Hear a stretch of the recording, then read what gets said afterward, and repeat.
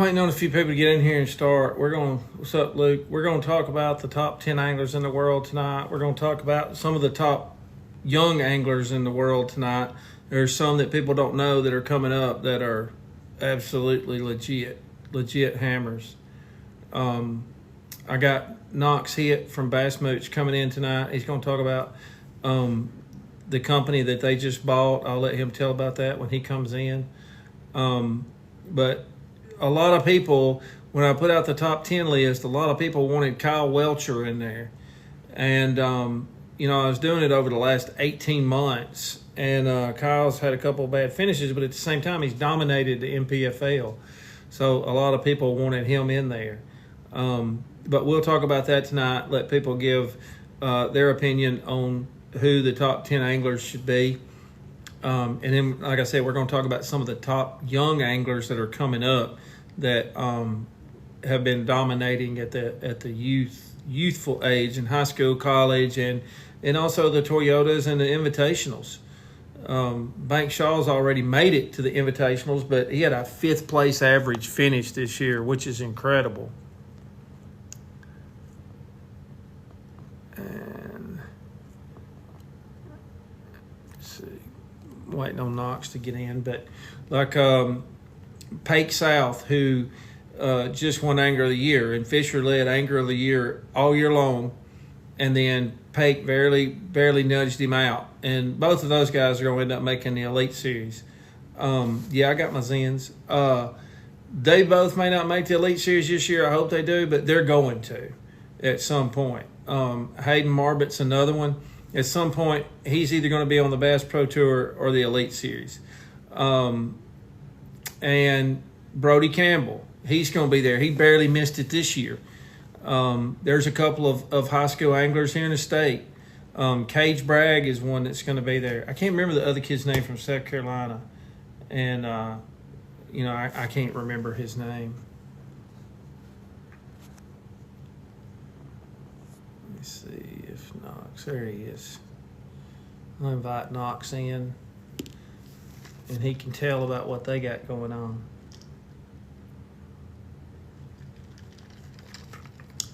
I don't know if Knox knows how to go live. Maybe he does. What are Fisher's plans? Fisher's going to be fishing the Opens and try to qualify, obviously, for the Elites. He's still got the EQs to go. He finished second in the Opens and or in his division, and then he's got the EQs to go. So there's Knox in here. Knox, I gave him a little hint. I told him you were going to tell about what you got going on, but I didn't tell it. So if they wasn't watching with Floyd Buckets a couple of weekends ago, they may not know. So you can tell. I actually just got my package in, man. I just got a bunch of goodies in. Yeah, go ahead and tell them about it. Yeah, so about, 3 weeks ago, we G Money. We we purchased Profound Outdoors from Timmy Horton and his wife, and we are not changing anything. I want to come out and say that right away. We are not changing any of the molds, any of the paint schemes. If anything, we might add some more paint schemes to some of the baits that we think might be missing a few colors here and there, like the trap. But yeah, we're excited. It kind of fully rounds out our portfolio with Bass Mooch. So it's going to be the Bass Mooch Z-Boss. So none of the SKUs are changing. None of the products are changing. It's just there's no more Zuma. It's just going to be Bass Mooch Z-Boss, Bass Mooch Big Boss. So I noticed, before I ever knew who you were, I think G Money is the one that actually told me about you, but we started seeing a lot of things on social media from Bass Mooch. We saw the kill switch, which I have one of the kill switches right here. And we did some videos on the kill switch, but y'all got the face mask. Y'all got a lot of products already before you bought Profound Outdoors, right? Yes, sir. So Bass Mooch started 2.5 years ago. And then my owner, Matt, bought level rods from Anthony Gagliardi 3 years ago. So it's under this Monster Fish Outdoors umbrella. So you have level rods, Bass Mooch baits, Cobra hooks, which we have our own hooks, and then Zing line. So we have fluorocarbon and braid on that side. So we got everything except bait cast reels at this point. Really? And so, but y'all do have spinning reels because I know Lake's been using some of the spinning reels. So Hank Cherry does stuff with y'all, right? Yes, sir. So Hank's a big part in a lot of the designs with the rods, a lot of the baits that we've been coming out with. We have a ton of new soft plastics that we haven't released yet that we've been working hard on. They are going to be poured here in the USA, which I'm extremely excited about. Anytime you can have an American-made or American flag on your products, I mean, I think that goes a long way with a lot of people in our industry. But yeah, Hank's a big part. His jerkbait is going to be released, I think, in 2 weeks. So we're going to come out with a 115 size, and then we'll have a 130 size, and then a junior, which will be a 95 size. So what's Timmy doing now? Is he just growing big deer? Man, when we went out to that property, he has got some freaking monstrosity deer. Man, I'm not a big deer hunter, but they were freaking giant. So I saw one they posted on social media yesterday, and it was an absolute freak. And they're filming it off their front porch. Yep. And it's just sitting out there looking at them, and I'm thinking, oh my goodness. When we were driving around, man, they just came right up to the cars. I mean, they as friendly as could be, not fazed by anything. It's beautiful. The lodge that they have is incredible. Tim and Kim were super nice and kind and really helped us get the product loaded up down there in Russellville, and we had to bring it back to Charlotte. Yeah, I didn't even know they were thinking about, wanting to get out of the business or anything. And then you called me up and said, hey, we bought Profound Outdoors. And that was kind of out of nowhere. Right. Yeah, it's exciting because, like I said, I think they have one of the best crankbaits out there. And you're starting to see a lot more tournament trails kind of limit live scope, which is good for tackle companies because you're going to start selling more crankbaits. You're going to start selling more jigs. And it fit with what we were doing as a company, with us being young and having a lot of momentum. And that's why we took the Profound product and we're keeping it under the Bass Mooch brand to keep that momentum going and just elevate us even more. I know their traps are our favorite trap to use during the wintertime. And the reason being, some of them are the heavy ones are 3/4 ounce weight in a 1/2 ounce body.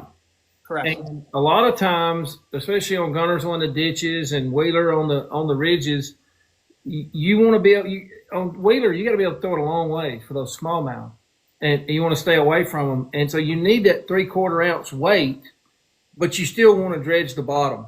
And so you want that 1/2 ounce body. And we got a bunch of them. Somebody that I knew was sponsored by Profound Outdoors at one time, and I got a buttload of those traps, and we went through them because, I mean, that's what we throw in the wintertime.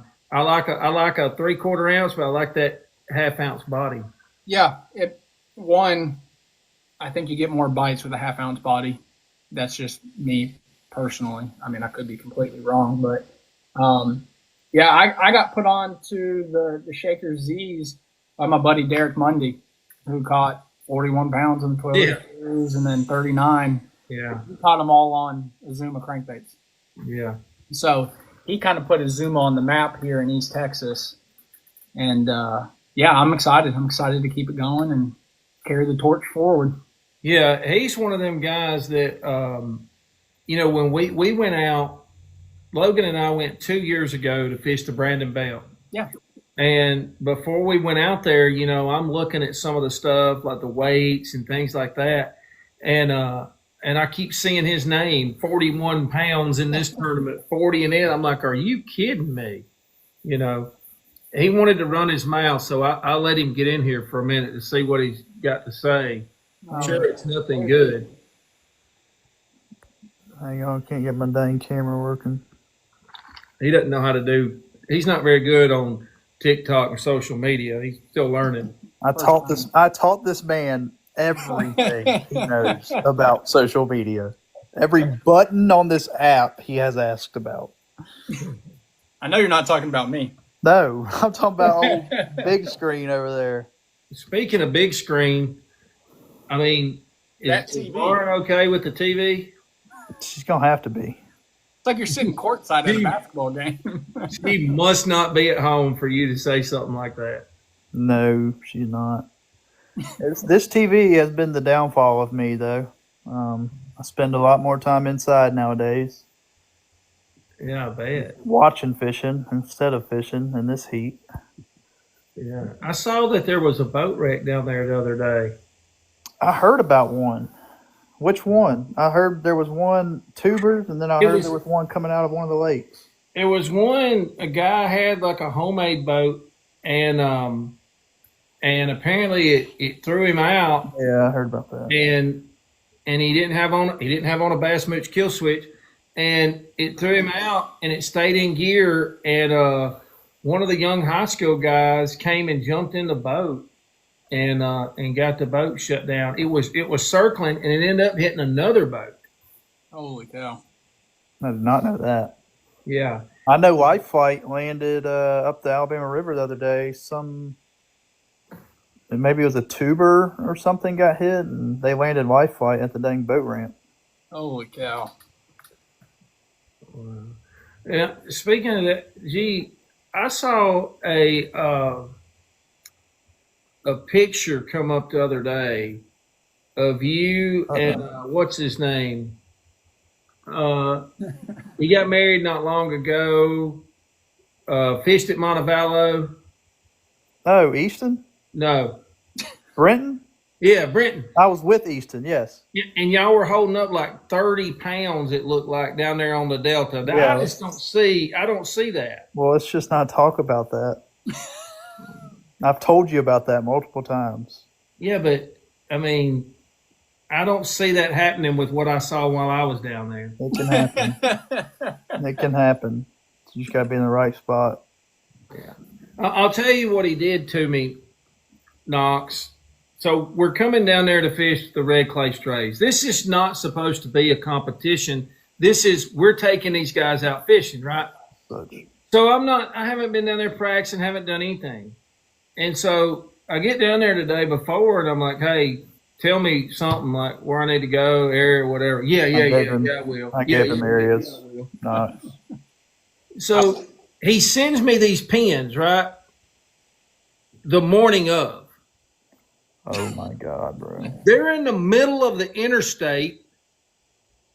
One of them's like 6 miles on land. And I'm just like, you know what? Just forget it. Like, I would never do that at Guntersville. If he came to Guntersville I would never do that. But, by gosh, he did it.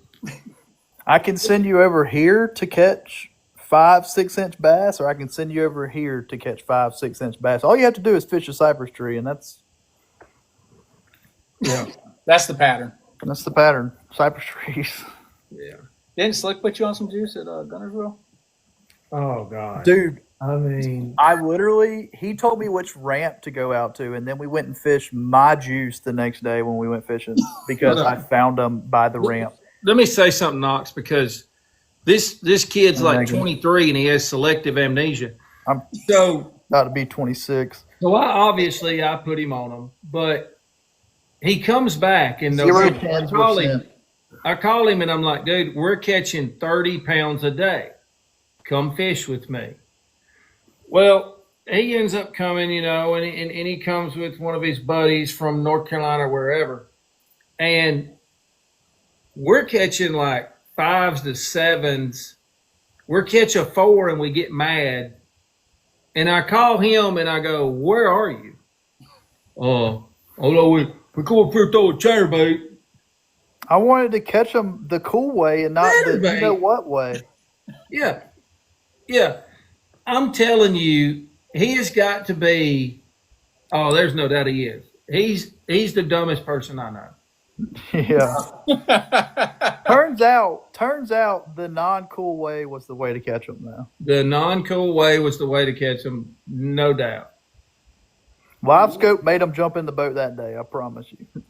Live scope was everything that I'm day. so tired of hearing about live scope. Can we just Dude, fish, please? I'm telling you, we went in the grass and fished, and Larson was about to kill me, but I was like, dude, I don't want to go out there and look. And then finally, we didn't catch a damn thing. We went out there, and it was like 10 minutes into it, we were catching them every cast. I was like, God Almighty.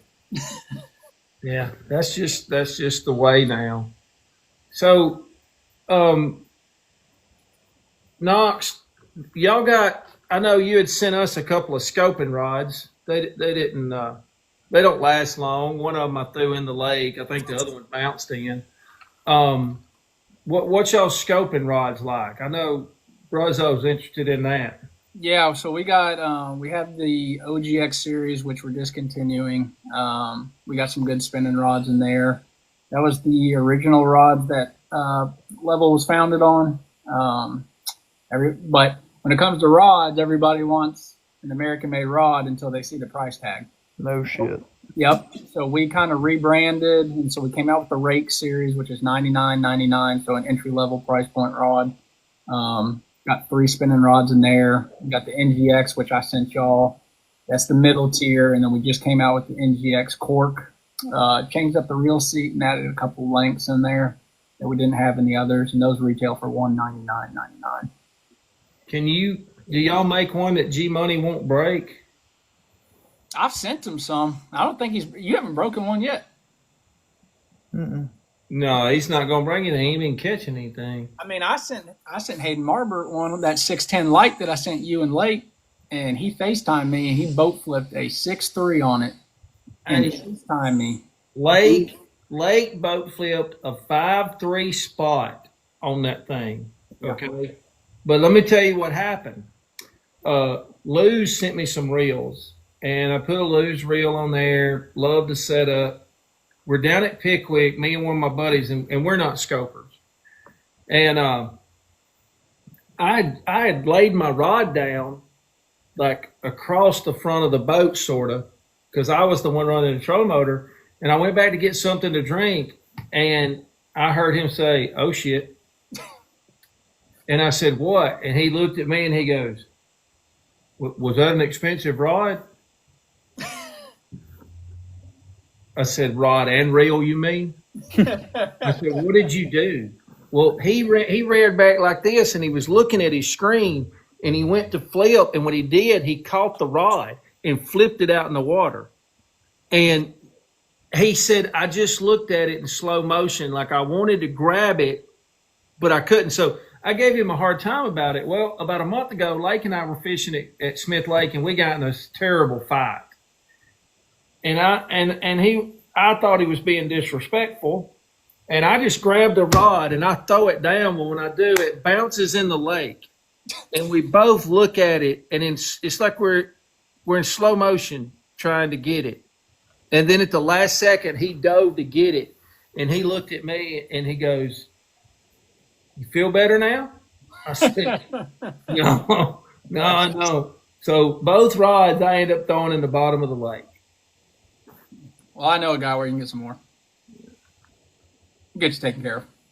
But yeah, they hold up, man. Like we hardly have any breakage. Knock on wood. I mean, What's y'all's warranty on your rods? Because I know people are going to ask. Yeah, so warranty varies by series. I'm good. I'm just zone out every now and then. It just varies by series. We do have like an accidental fee where you pay shipping, and then the accidental fee, no questions asked, we'll ship you out another one. If it is deemed manufacturer defect, we'll make sure you're taken care of. You know, there's not a ton of manufacturer defects in rods. And I did a video a couple of weeks ago of Lake stepping on one. Mm-hmm. And it was a Dobbins Ecstasy. So that's like a $600 rod. He steps on it and he says, "Man, I really hope it doesn't break." And he gets up there and goes to cast it, and it just broke right in two. So, you know, there's a lot of people, they'll break a rod and say, "Man, these rods suck," but they probably stepped on them at some point, closed them in a locker or something. Dude, I'm convinced half the rods I break are from because like the amount of times Warren just like cracks across 5 rods or like and the dog stands on it. So 100%. My good buddy's a builder for Edge Rods, and he was telling me that carbon fiber bruises like humans do. but we can't see it. Yeah. So what it does, like think about it, when you're running down the lake and that Carolina rig weight's just sitting there, tick, tick, tick, tick, tick, tick, tick, tick, tick, it causes a bruise, and then all of a sudden it breaks at a certain point. Yeah. Like it just happens. And I was sick when that Dobbins broke. But you know, it's like one of those things you can't complain about a rod breaking when you probably stepped on it or done something to cause it to break, you know. Especially when you're fishing team tournaments. Yeah. Step on them a bunch. So where can they buy your rods and look at the stuff y'all got now? Is everything on one site now? We do have levelrods.com, but I just tell everybody to go to bassmooch.com. It has everything that we offer. And what all do y'all have on TikTok Shop in the showcase? We have the majority. I think we have the majority of the stuff. Now the crankbaits might not be on there just because we just got them up on the website, but the line and all the high ticket items. I do have a shorter kill switch coming, which I'm excited about. For all the keyboard warriors that say ours is too long, we'll have a shorter one.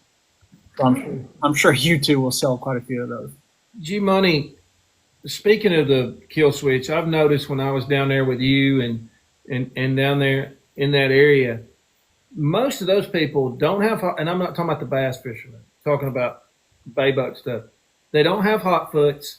They don't wear kill switches, and they never wear life jackets. Well, there's a law now that anything under 26 feet, you have to have one on, or you can get a ticket. Really? Under 26. So under 26 feet. So that's like when Knox showed me a kill switch, all of my dad's friends have them because of like walking on the center console. You can walk side to side on the console or do something, and Right. the old ones, they pull them out. So they're more ideal for actually, like honestly, they're really ideal for the center consoles. How big is your dad's regulator? 26. Okay. Oh, so he's right there. So he wouldn't have to have one? No, I mean they're not going to mess with like that a big golf boat, but like if you're in a bay boat, you're supposed to have one on, Right. and we're supposed to have them on in the bass boats too. I just don't know why you wouldn't. It takes 2 seconds to put a life jacket on. Yeah. But, you know, I took this kill switch, the big one, and I had one out of a Falcon boat that I used to have that was like the soft material. Mhm. And I did a video, and I stretched them out, and they were like almost identical in length. Yeah. And people think when they see this, you know, you get the keyboard warrior, oh, you'll be in the prop, you'll be this. I mean, Not how physics works. that's just not the case, you know. This is a cool product that we're coming out with that I'm excited about. I don't think anybody's really seen Bing it. bags? No, you would think you could play cornhole with it, but no, this is cool. So it's going to come in a 2-pack, and you throw them in your rod lockers or any of your compartments, gun safes. It This keeps the moisture out. moisture out. So this blue bar will turn pink, and then you throw it in the microwave. It evaporates. It's genius. The water, boom, throw it right back in your compartment. Y'all got those on TikTok Shop? They're about to be. They're I shipping need out. like 100 of them for my boat because it holds Okay. a lot of moisture. Yep, I put one in the front of the rod locker, one in the back, and then I put them in the compartments. Dude, so I went to Dollar General, and the only thing wrong with it, it's like a bag. It's a clear plastic bag with Yeah. beads and a little like reservoir under it, and it soaks up all the moisture. Well, it's scented, and my damn compartments smell like lavender, but it keeps it dry. No Did wonder y'all- you haven't been catching them. I know. Did y'all see what JT Harden just commented? No, My ex-wife hated that. That's good. good lord. So yeah, we got those coming. We got those on the way. So I'm excited about those. Just Look, little, I literally, Lauren threw them away. I saved a bunch of them from something we. How much are they, Knox? Somebody $29.99 for a 2-pack. That's not bad because the ones on Amazon that are like just the beads are expensive as hell. Yep. And these are sealed, so you don't have to worry about them spilling. Where is? I guess she threw them away. I saved a bunch. Do I fish Wheeler? I don't. Unfortunately, I do, and it sucks monkey balls. It don't suck bigger monkey balls than this place. I mean, I Conroe's drive right an there. hour to Gunnersville, and Lake drives an hour or 45 minutes to Pickwick for us not to fish Wheeler. We do fish Wheeler in the spring, but other than that, no. I like those moisture things. I think those are going to. Yeah, I want to know when those hit because those would be good, something good to sell. Yeah, for sure. I'll let y'all know.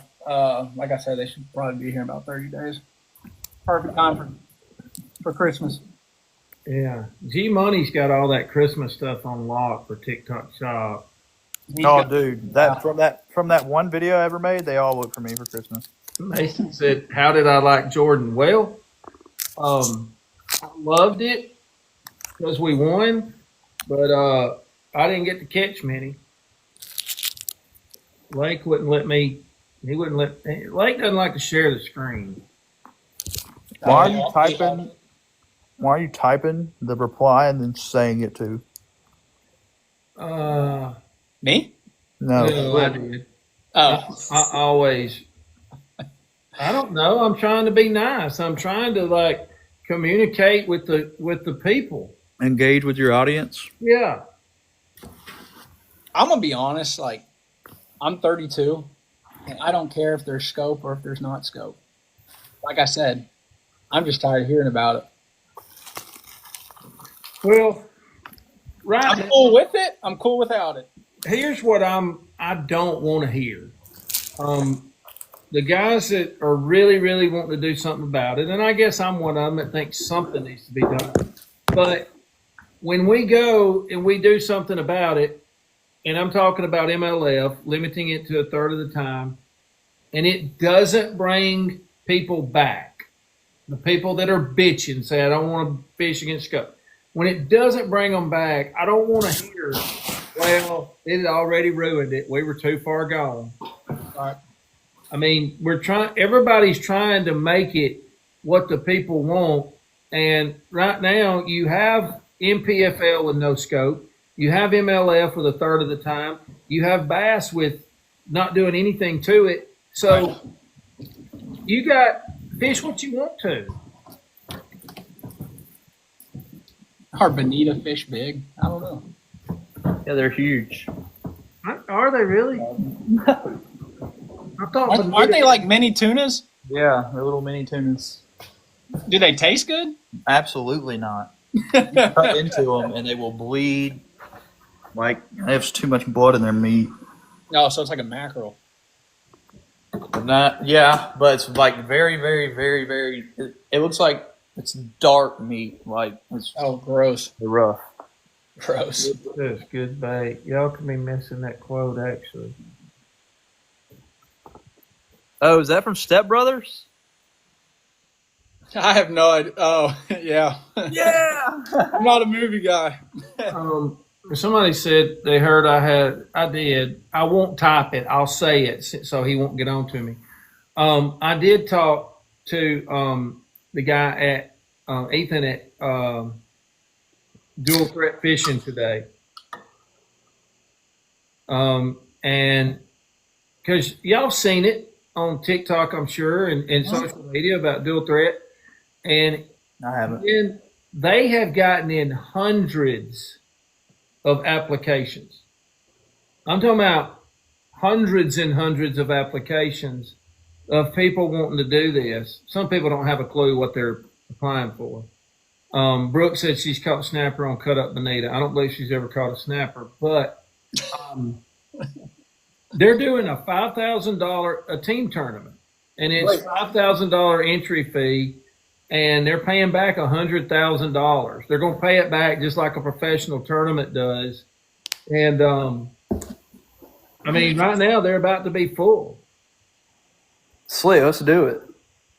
I bet we can get the sponsors. I was getting ready to say, why don't you two frickin' team up and go Dude, fishing? we'll just take a camera guy with us. Well, let me ask you this, Knox. Does Bass Mooch want to be the prime sponsor? We need $175,000.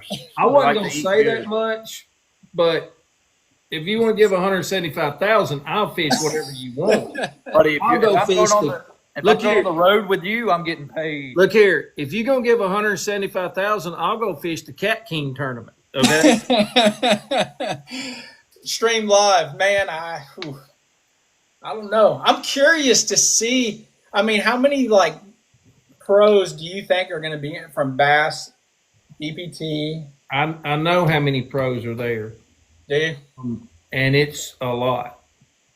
Why wouldn't there? I mean, why wouldn't you? They've got, so I don't want to say, but there's some families that are pros that are fishing it. There are people from the Elite Series, the Bass Pro Tour, Oh, that's. Are they going to be televised at all? Because that would be fun. NPFL. So he's planning on doing everything through social media. You And have so live here's, scope? here's his thought process, and I kind of like it. And JT's in here. JT can attest to this. I ought to put JT in here because JT always has good points. But so anyway, what he's saying is that he don't feel like he can get enough out of it with like streaming and paying people for cameras and that sort of thing.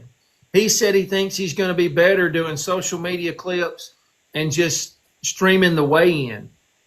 And he thinks people are going to be interested because it is team tournament. And so imagine if you had Jordan Lee and Alton Jones Jr. And I know MLF has the team series, but this is different. This could be anybody fishing. Oh, no. Garrett, I was supposed to send you his number. JT, are you in here?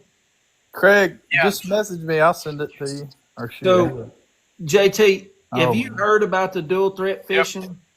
Yep. And so I talked to the guy today, and I was curious of what your opinion was. He said something to me that I've never even thought about. And you know, you and I have a lot of conversations about social media in the fishing world. And he told me that he didn't think it was going to be beneficial to try to stream and spend all that money on streaming, and that he was going to let the anglers do their own thing. And they were just going to basically take clips and put on social media, but they were going to stream the weigh-ins. And he told me that his sponsors are non-endemic. They're construction people. They're people that he knows. And that he thought about doing this back before COVID, and that kind of nixed it. And then the political environment and everything else wasn't really good for the last 4 years. And so now he's decided to do it. And he told me some of the names, but he asked me not to say. But there's some really high profile people fishing this. Yeah, I mean, I disagree with the not doing the stream thing. I mean, that's one thing we've talked about with Bass and MLF and everything else. I think they're missing the boat on some of that stuff streaming.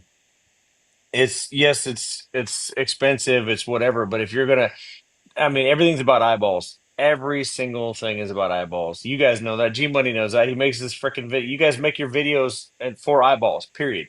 Views, right? That's what we pay for. So it's like the more freaking eyeballs you can get there to. You said most of his sponsors are non-endemic. It's like construction, Yeah, and I got something to say about that. which is hard to do right now. It's hard, but also typically, and I'm just speaking from experience, when you have buddies or people that you know that have a lot of money, they do it at first to get you going, get you a good start. But then there comes a point where they didn't get $1 billion by not making a return on their investment.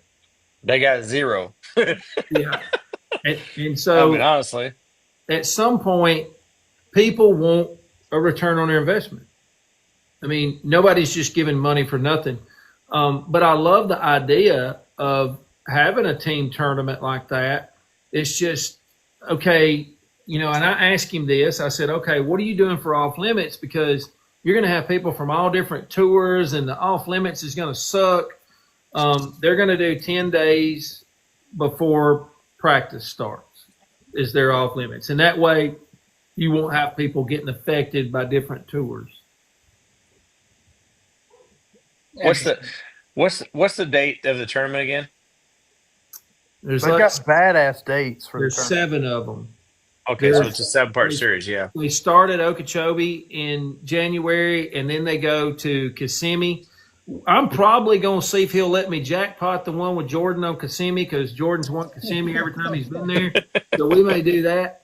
But I will give a hint. There's a father-son team fishing. Father-son team. From Florida. I wonder who that is. Weird. I bet one of them's not in any kind of organization anymore. Weird. Yeah. Yeah. I You hope can't they read make between it. those lines. Yeah. I hope they make it because watching the Major League Fishing Bass Pro Tour Team Series I like watching that better than I like watching the. I think more anglers can relate, like when we go fish weekend tournaments. I think that's why. They love it more. You talk to any of them, they said the absolute most funnest thing they do all year is those team tournaments. Yeah. You know, the one that they did where they actually had them like, teams of 3 and then they had the headphones on and they could talk to each other. It didn't really kick off, but man, they had a freaking blast doing it. They were like, dude, you could, because you 3 of you are all over the lake. You're talking on your headset. Hey, man, I'm catching them on a freaking, jackhammer with a freaking blah, blah, blah, and, shallow gravel points, whatever. I mean, it was cool. They loved it. It was so much fun. It was fun to watch. Yeah. MLF made money before they bought FLW with the cup events. Yep, that's how they bought it. I mean, they were making money back then. And now, I've had people ask me about, and we've talked about it in the past. I tried to get Fishing Chaos to do it, but Fishing Chaos can't really get in the tournament business because they do they do registration and stuff for tournaments. But I would love to see a social media fishing league, and you get the G Moneys of the world, the Tyler Reels or the Tyler Andersons, and maybe Hood Fishing, and you get these people because you talk about eyeballs. Okay, if we had maybe not a league, but we had 3 tournaments where you had a dozen of these people that have a lot of followers on social media, and there's a lot of people we don't think of, like Larry Melton Jr. Okay, he was my camera guy at Wheeler last year, and he told me who he was, and Lake told me, he said, Daddy, he's got more followers than you do. And I was like, really? And I look it up, and man, this dude's huge on Instagram. He's like a kayak pond guy, And so if you got all of these people, and let's just say you had 3 events, I think that would get a lot of eyeballs. I agree. I think Barstool, I don't know if you follow Barstool at all, but they're doing it's like an influencer golf tournament at Bass Pro Shops.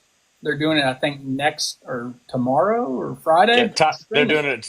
Yeah, they're doing it at Top of the Rock right here. Yep. That's where I live. That's where I live down in Branson. okay. I mean, yeah. So they're doing it at Top of the Rock, and I mean anything that you can do with influencers. I mean, it's viral. I mean, it's where the eyeballs are at. It's where the viewers are at. It's cool. Slick, after you and Boyd did that, your deal the other night, I called Boyd, of course, the next day to give him shit. Yeah. And but I was just telling him, I was like, I said one of the things that I know it's hard to do and everything else, but it's like if you put a TV announcer and you put a different social media influencer or you put a celebrity in that boat and do on the water interviews in the middle of the freaking tournament and just random every single time you've got a different person in there, Yeah. it's going to go over huge. You advertise that we got, Joe Blow out here this week. He's going to be on the boat. He might even not know anything about bass fishing, but it's going to be funny. It's going to be entertaining. It's going to, like you throw Kevin Hart in a boat just because he's got a giant. So I'm only saying that because he's a monster, right? But you throw somebody in like that, that's just funnier than crap. And it's Yeah. just, it's just going to go huge, right? And there's a bazillion people out there that anglers and everybody know and stuff like that we could put in a boat to just, Plus- it would be awesome. It's so Plus, funny all you of say them, that. all this, they all bring big brands with them that would back them. Mhm. Like, if I went to some of the people I know, I mean, if they said yes, they would also have the backing of the brand. Be like, I just see them go to the brand and say, "Hey, would y'all fund this?" I guarantee they'd be like, "Absolutely." Imagine Charles Barkley out there. interviewing people. Could you imagine Hey, man. an Alabama guy? I mean, that would Yeah. be freaking money. Oh, I Mhm. love it. You know, I was talking to Luke Duncan the other day, and I was talking about Fat Cat because, you know, every time we think about Fat Cat, we think of the nunchucks and the With former Fat Cat. the crop Slim top. Cat now. You Yeah. know, and Fat Cat has tried to become more professional, and I think they're missing out by not having the funny Fat Cat. And I brought up to Luke, I said, you know what we ought to do? I said, we ought to get an old couch, and we call it the catching couch. And when you come off stage, if you're leading, you got to sit on the couch and talk to one of us. I said, and that couch got cigarette burns and everything else. We carry it in the back of the truck every event. You know, and I know it sounds corny, but, you know, Fat Cat is there because of his social media influence, Correct. you know? And so I 100%. would love that. Look like Matt Robertson's couch. I wouldn't want to sit on that one unless it had some plastic. Yeah. I sat on the floor. I was like, I ain't getting on your couch. I don't know what's been. Nope. I know you swiped right before you got married. Yeah. Let's be serious for a minute. Who will win the Bassmaster AOY? Either Trey. one of them are deserving. It's going to be incredible if Chris Johnston won it and he had back-to-back, that's incredible. If Trey wins it and he could have won it back-to-back, he could have won it 2 years in a row, that's incredible. I mean, both of them can absolutely catch them. And somebody may come from behind. I don't know. Trey. Trey. Yep. I don't know. It's just something, people, we've had this conversation many a times. Love him, hate him, do whatever. Love, hate the Johnson Bros, whatever. Trey was catching him before Scope ever happened, and people don't know the history of the kid. You put a jig in the kid's hand, he's pretty dang deadly. I mean, I don't know. And I just got a gut feeling, and it's not even anything about, Chris, he's got the momentum. And you know how that is, man. In fishing or anything else, you got the confidence, you got the momentum, and things just Right. fall into place, man. When you're in a slump and you're on that boat, you just can't get out of that slump. You want to just freaking stop fishing. But when you're on that swing, it's just like you feel like there's nothing. I mean, think about him winning last week. I mean, he was in the middle of everyone, Yeah. right? Fishing right with. He didn't know anything different than anybody else other than Jack and big ones. It's just it's on his side. I think he's got that momentum, and that's my pick. When you're on that wave, you just got to ride it, and he is. He's One day, riding it. I would like to get on that wave just one day. I mean, Yeah. seriously, just one day. Yeah. Yep. I Yes. live in Table Rock. There's no wave unless it's a wake boat. You ain't got any fish on any wave on here. Slick, we need you down here in Conroe, man. Golly. You just gotta I've heard take- about Conroe, and I'm going to have to get to Table Rock because there's some big tournaments coming to Table Rock. MLF still hasn't announced, have they? Nope. James Watson announced for them. Yeah, he did. Yeah, because he was trying to sell his VRBO. He's Yeah. up there in his VRBO trying to push it. Hey, man, big tournament coming here that hit this, point to my sign, get my VRBO. He probably went ahead and went up on the prices. I saw You know that TikTok thing was like, hey, what's your name? Remember that thing that was going back and forth? Oh yeah, Tony. Fuck you, Tony. Yeah. I never went to and posted it, but I went over there and I went over to the James, his house is up on the cliff, right? And I did the hey, what's your name? Boyd Duckett. Hey, what's your name? And I never posted because James's brand new house is up there. You drive by it all the freaking time. Yeah. I should have posted it. Boyd would have posted it. What's You my know- PB Smalley? 4.5 pounds on Pickwick. Watson did call me before the Boyd Duckett interview, and he had some questions for Boyd. None that I could answer. Of course not. Yeah. Of course not. He did. I will tell you one. I don't care if Watson knows. He wanted me to ask Boyd about buying FBD. And I said, I am not asking that. And I said, which it's not a bad idea though. If Boyd owned it and then there's no more hats out there or whatever, shirts or whatever. And I was like, man, I'm not asking him that. And I finally, before we left, I did ask him. He did not have an answer. Yeah, of course not. Yeah. But I think his time's almost up. Who's? Watson's. Oh, for the suspension or whatever? Yeah, I think he's getting close to being able to fish again. Oh shit! I Well, didn't know he could. He's got to requalify, right? Well, that's what he asked. Another one of his questions he wanted me to ask Boyd was, since his suspension was up, does he get to come on back to the 50? And I said, I am not asking that either. I said, Well, I'll and ask him. I'm no mathematician, but I don't think his stats would have been in the top 50. I'm just saying, from the history of just like everybody else, I don't think he would have been Yeah, in there. No, because I mean, thinking back to that, yeah, his results weren't there. yeah, I agree. It's Um, what's funny about everything is like my phone, like it's like everybody knows it's the end of the year, and it's like everybody's worried about sponsorships and dollars, renewing contract. Man, my phone has rang off the hook, yeah, and I'm like, man, if y'all got a whole year to do your job. I mean, it's like, man, I can't give you any magical wisdom to do at September. we're You know about that. to start seeing all Hey, the videos. Slick, send me JT's number. I'm gonna give him a call. We're gonna see 84 videos Hey, from G, these hey, G, pros. Lauren's got it. Just get it from her. I know. Hey, That hey, was awesome. if the right deal comes out of it, I'm alright. It don't bother me at all. I mean, you're gonna start seeing all these pros posting in these next 2 months so that they can hit their freaking their Yeah, whatever their contract. deliverables and contracts, and Yeah. that's what I always tell all the young guys that are coming up. Man, it's like it's a year round job every single month. It's just like clocking into a 40-hour work job. Just do it, do it, do it, and just make it routine. You take like G, who's an influencer. It's Ugh. freaking work.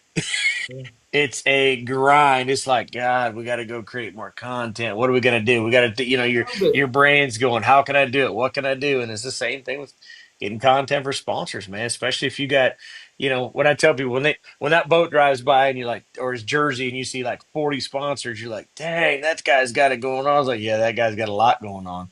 Dude, I can't imagine. I cannot imagine doing it. Like, I'm even getting overwhelmed with all the stuff we're getting for some of the stuff we have coming up, and it's like I got to write this shit down because I'm forgetting who we're even doing shit Affiliated with. with, yeah. But and I try not to give G Money credit when he can hear me. But and that's the thing is a lot of people look at G Money stuff and they think, man, everything just comes so easy, man. He does it, but it's a lot. I know it's a lot of work, and he does a lot of editing, a lot of different stuff. It's a lot of work. It is a full time freaking job when you're doing that. People don't realize that on the outside looking in. No, they They have don't. no clue. Hey, I talked to one of our old favorites today, old Crochet. Bobby Boucher is what I call him. And we were just talking, about his social media has been great this last year and done all that stuff. We're just BSing back and forth. And, he's like, man, what's trending? Is there anything else I can do or nothing like that? And I'm like, the one thing I got to tell people, and G knows this more than anyone, is like, I can't give you a magic formula and nobody can because your followers are your followers because they follow you because of what you do. So Yeah. there's no magical formula. If I'm doing this over here and he's doing this over here, doesn't mean it's going to work for you. You have to post so much and you have to do so much and you have to find out, man, all right, I did 10 videos. These 10 videos, these three kicked butt and these seven didn't. Okay. Well, these three had this. Then you got to match that formula and you got to find it out, man. It's hard, and as a consumer, which is hard for a guy like me in marketing and dealing with brands, is like hard sells turn people off. Yes, 1,000. Geez, I mean, your tactical bassins, your puppies like that, they're promoting, say, 20 different baits, or they're going through a whole bunch of baits. They're not just like, hey man, sell, sell, sell, sell. It's like, give me a tip or a technique. Hey man, this is what I use. I use a 7.3 medium heavy, and I blah blah blah, and then you can maybe throw your bait in there. I use this the rattle trap or whatever because of this. But it's that hard sell that just turns people off where you're just talking, unless you're 100% being education. And you and I talked about this. Like, I mean, everybody's got two categories. There's three really, but only a small almost percentage fit into that. You're either education or you're entertainment. Very few people can do both. A Gerald Swindle can do both. He's entertaining and he can educate you because he's got the angles of the year. He's got that kind of stuff. So you got to find that niche and find out what you do and just roll with it. So let me ask you this, JT, with the way Bassmaster's doing now with no entry fees, it's like, okay, you better have some good sponsors because that's where your income's you're getting your guaranteed income from your sponsors. But these young anglers now, our anglers are younger and younger that are getting these sponsorships. I mean, a lot of them don't have their social media built up. And so what do you suggest they do when you get somebody? Let's take JT Tompkins, for instance. I'm not taking him personally. I mean his numbers. When he was Angler of the Year for the Opens, I created his TikTok right before the ninth event. Okay, he didn't have one. Mm-hmm. I created his Instagram and all of this stuff. So he had no social media, but yet this is a guy that dominated the points in the the Opens that year. And we're talking about Trey McKinney, Ben Milliken, John Garrett, Logan Parks, Kyle Patrick, and I'm sure I left somebody out, Wesley Gore, that group there. And we're talking about a guy that dominated it, okay? But he didn't have the social media. So what are those young guys supposed to do? Start it now. I mean, Better. there's you have to start somewhere day one, right? Everybody has to. Like, I mean, when I speak or I do talk to a college or high school kids or seminar or something, that's the first thing I tell them. So it's like, listen, start your social media and be smart about it. Back when Twitter was king and it was 140 characters is all you could do, is I said, listen, you can make or break your future with 140 characters or less. And what I taught them was you can literally ruin your freaking life before it ever starts with one wrong tweet, one wrong social media post, one wrong anything. But you can help start building that. It's like if you have a future and you have that desire, right? There's so many kids coming up right now that want to be professional bass fishermen. And I always explain to them, I said, listen, less than 1% will ever make it, and less than 1% of the pros. This is the biggest one. Less than 1% of the pros make an actual living off of their earnings. So where is the other part coming from? It's coming from sponsors, Yeah. period. Social media and sponsors and everything else. So that's you know, um, 1/3. I always, you talk about thirds. 1/3 of a professional bass career right now is catching fish. So Two-thirds is sponsors and everything else, social I media. want to tell a Boyd Duckett story, and I want to ask you a question, and with it, ask all three of y'all questions. So Jordan Lee and I were talking the other night about the value of winning the Classic, and he said that he didn't think it was as valuable for Easton to win the Classic as it was when he won the Classic. Okay, so I got a question about that, but I want to tell you a Boyd story. Well, yeah, it was 500 grand when Boyd won. Anyway, go ahead. Boyd told me that the year after the Classic, he wanted to know how much money he could make.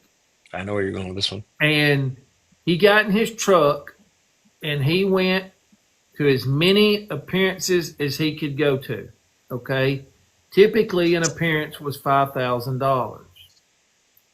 He made $350,000 off of appearances. Now that's 70 appearances. Mm-hmm. And I know that may not sound like a lot, but there's only 52 weeks in the year.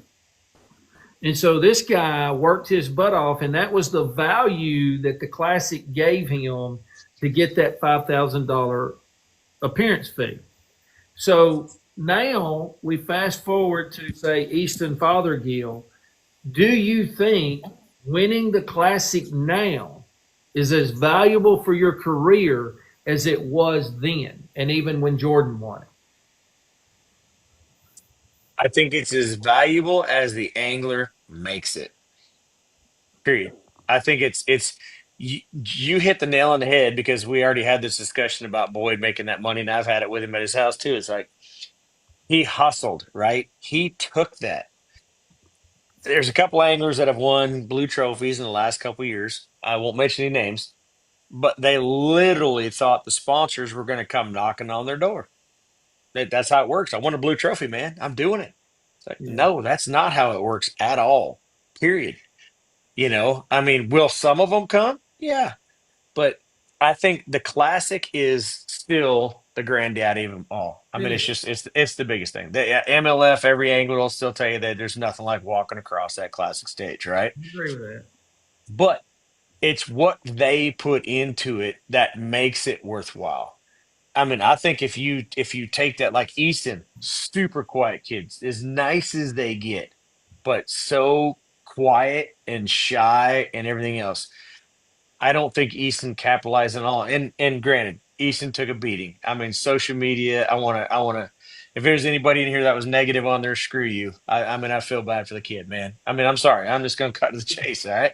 I mean, the kid won the freaking Classic. I don't care if it's Ford facing Sonar or not. He beat everybody else. Suck it He up. whooped our Yes. ass Hey, before yes. Facing Sonar ever existed, dude. Exactly. Whooped our Thank you. ass. Yes. And people just forget about these things, right?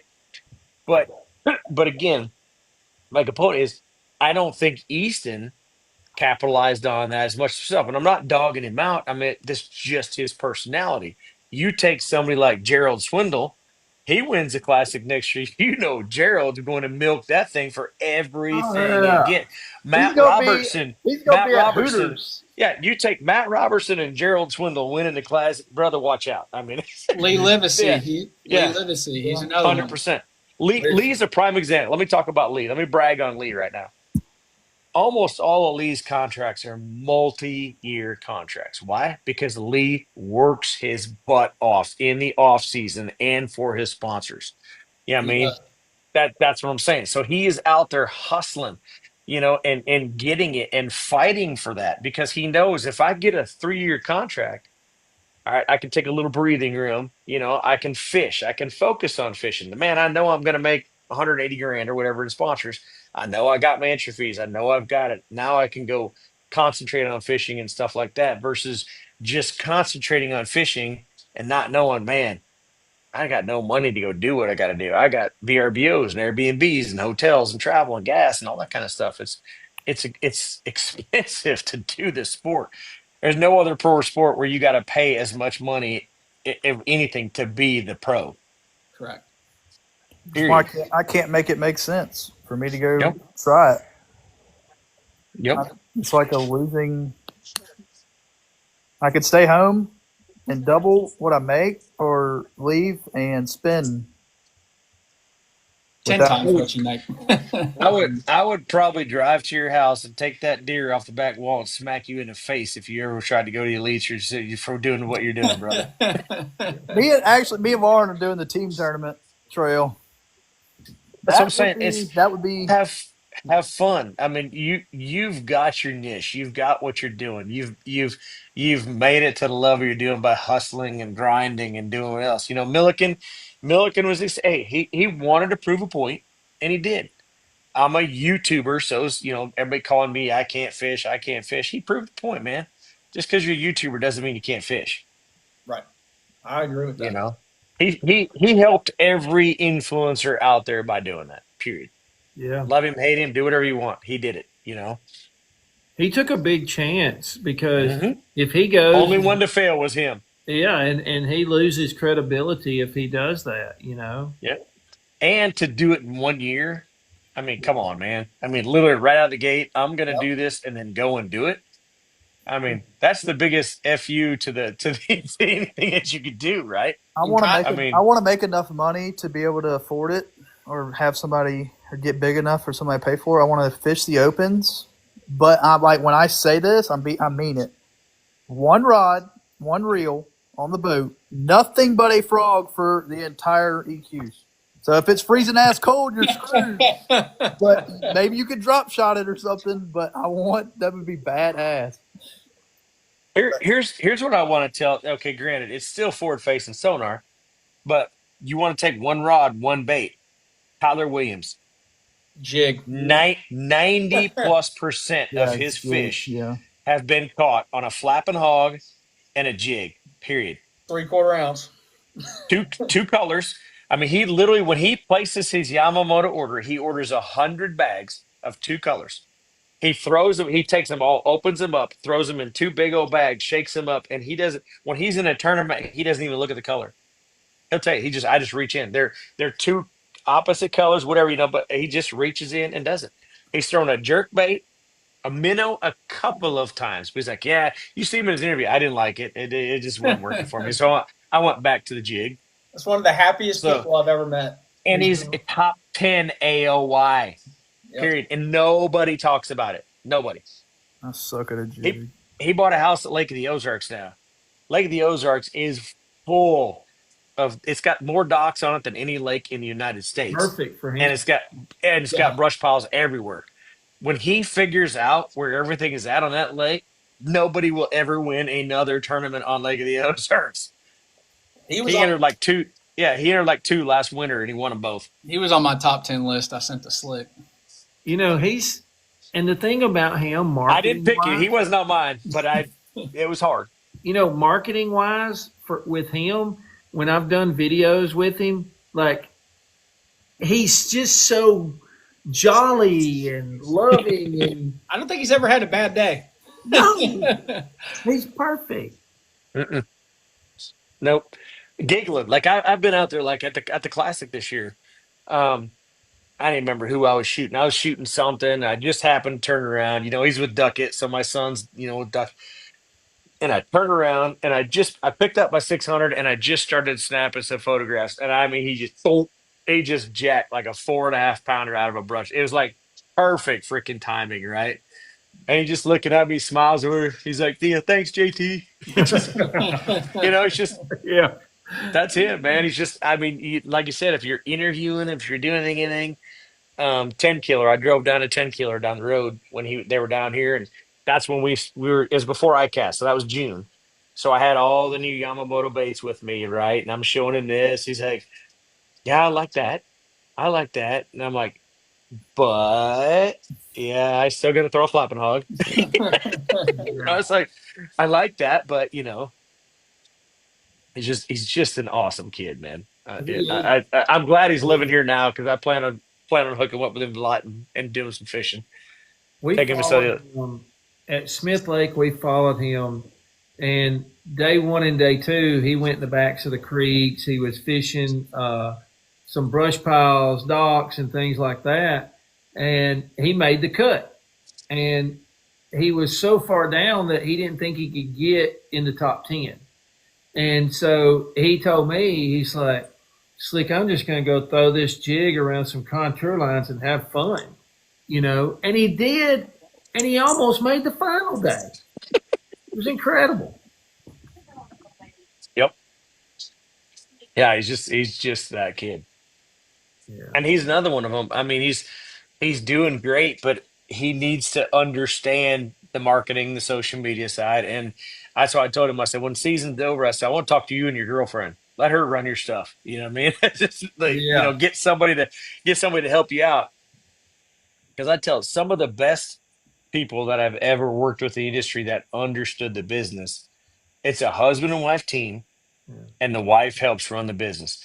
You take KVD and his wife Sherry, she runs everything. If you go to ICAST, she's over in the corner and she's looking, and KVD gets to busting out some stories or doing whatever. She's like, "Hey, we got to go. We got to go. Got Yeah. to go to the next one." Because we're anglers, we could sit and talk to the same people for 4 hours. And You know. Lulu has G Man on a Oh ship. yeah, You got him on a clock. Same with 100%. And I'll Alicia. tell you something else. Lauren's got G Phone. Money on a leash. Yeah, she does. I've seen the video.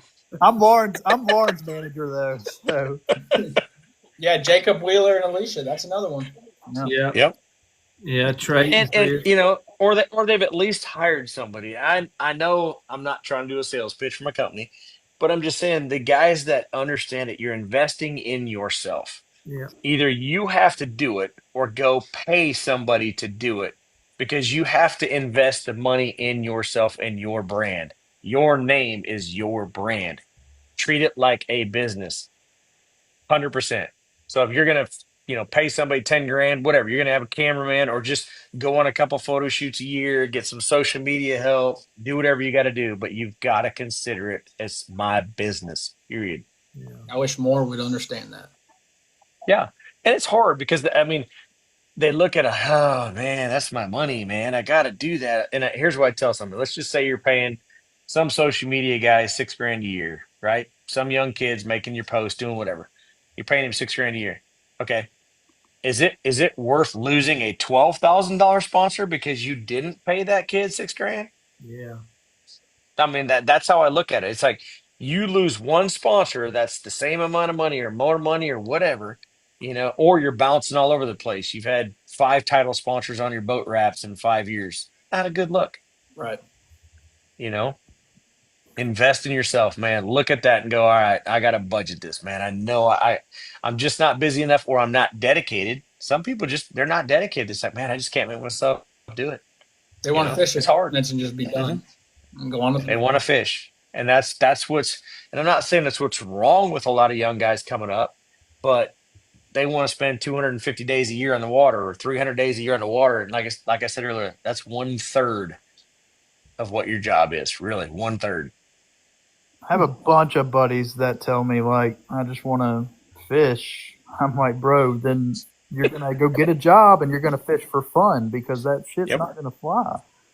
No, go enter jackpots. Go enter your local. I got a buddy that enters tournaments all the time. He's all over the place, and I'm like, man, for me, I fish a couple of fun ones anymore.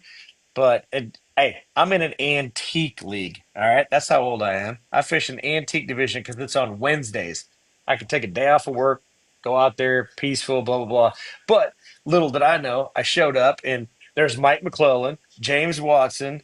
There's, Oh, dude, there was. that's You the should have seen it. antique league. Dude, it was everybody. We had no, you had Lawson Hibden, Dion Hibden. I'm like, well, there goes this thing. I show up. There's like 3 Bassmaster Classic champions and stuff. So much for a fun fishing league. Yeah. But if you're not winning everything or top 3 on your own home lake, I'd save your money, man. I'm not going to go enter a Toyota and spend that much money or do whatever, unless you got the confidence where I'm going to cash that check. Yeah. I'm gonna jackpot every title fishery that there's a tournament next year. I am. Costs a lot of money. Even these Toyotas and the way they have them. I mean, I love the way MLF does them. Typically, they keep you from traveling a lot to fish your division, and I love that. Like this year, we never had to drive.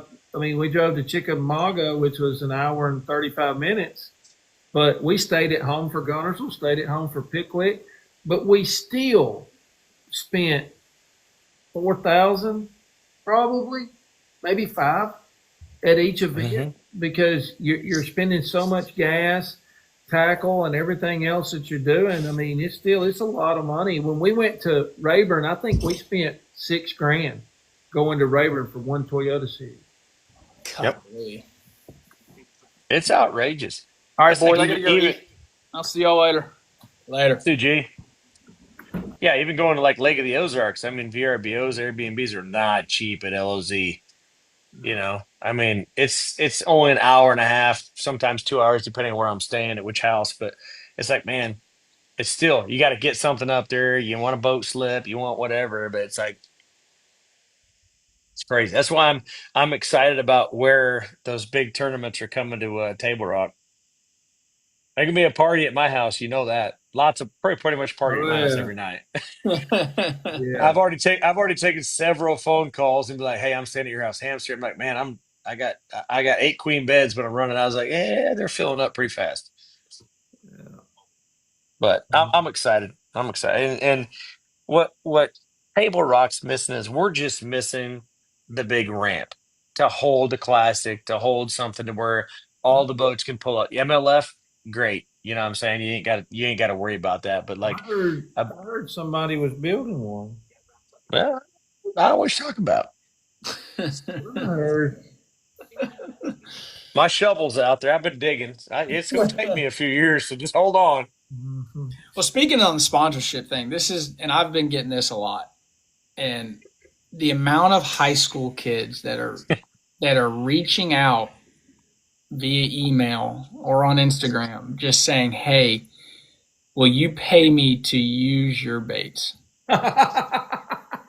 And this has happened a lot over the Oh last yeah. 3 weeks, and it's like I just wish, Slick, you got to do a seminar or something for these high school kids and just be and tell them like this is not how it works. That is the wrong way to go about it.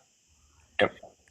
I Yeah, do. So we for years we ran social media pages for brands and stuff like, and I couldn't believe the amount of emails and the messages that come on there. And Slick and I did it. We actually did a live deal on this, I don't know, yeah. a year ago, whatever, this very topic, because it's like, I mean, hey man, what will you give me? And then you go to their page, they got 83 followers Yeah.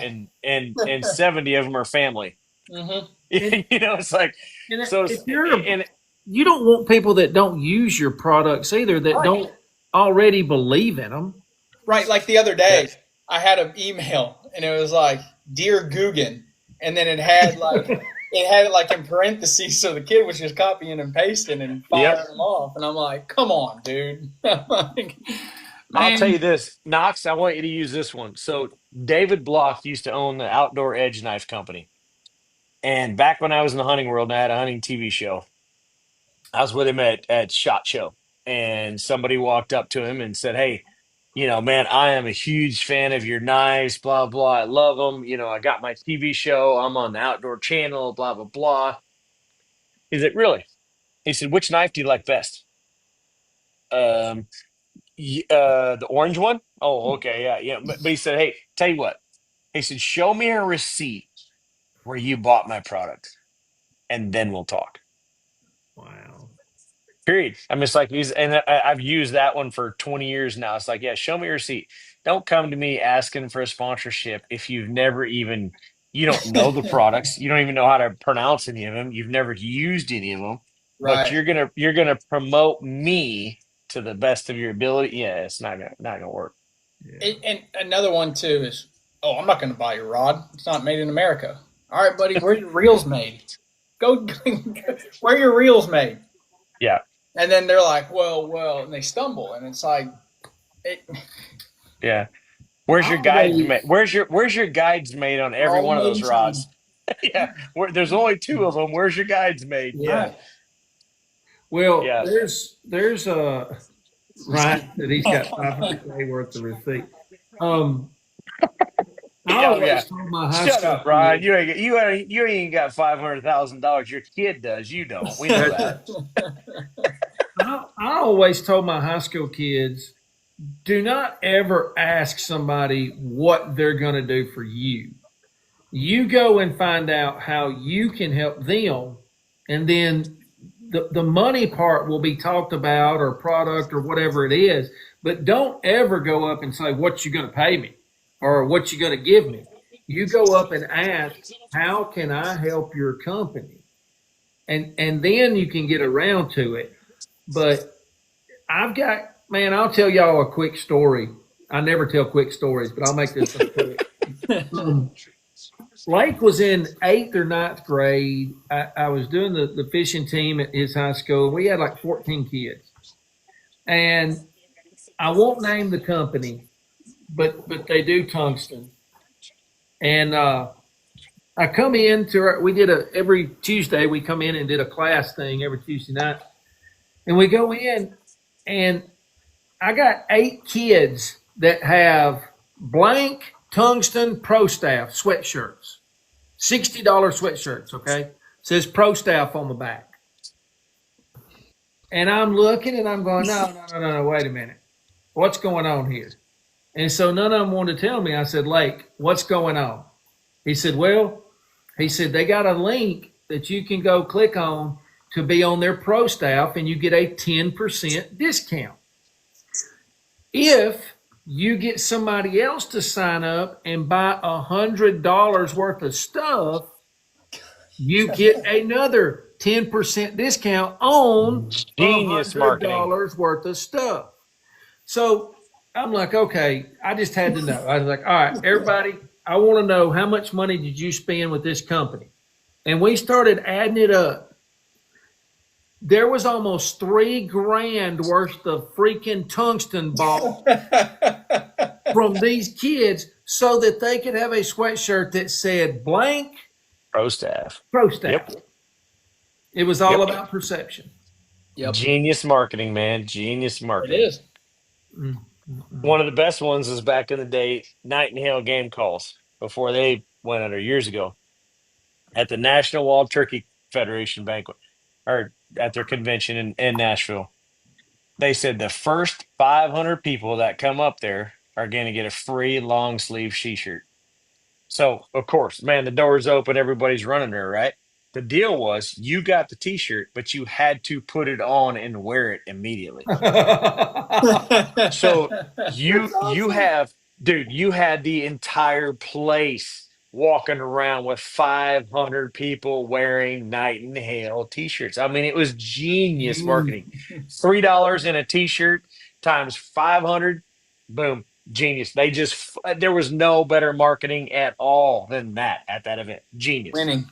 Yeah, That's it's just things like that, right?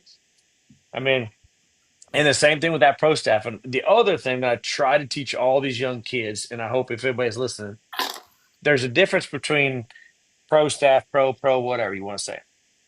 Pro Staff means promotional, not professional. All right, did y'all hear me? That I said promotional. They forget. Everybody thinks I'm a pro. I'm professional. No, that's not what it means. You are there to sell products and help do that. A professional fisherman makes his living. That's the difference between a pro.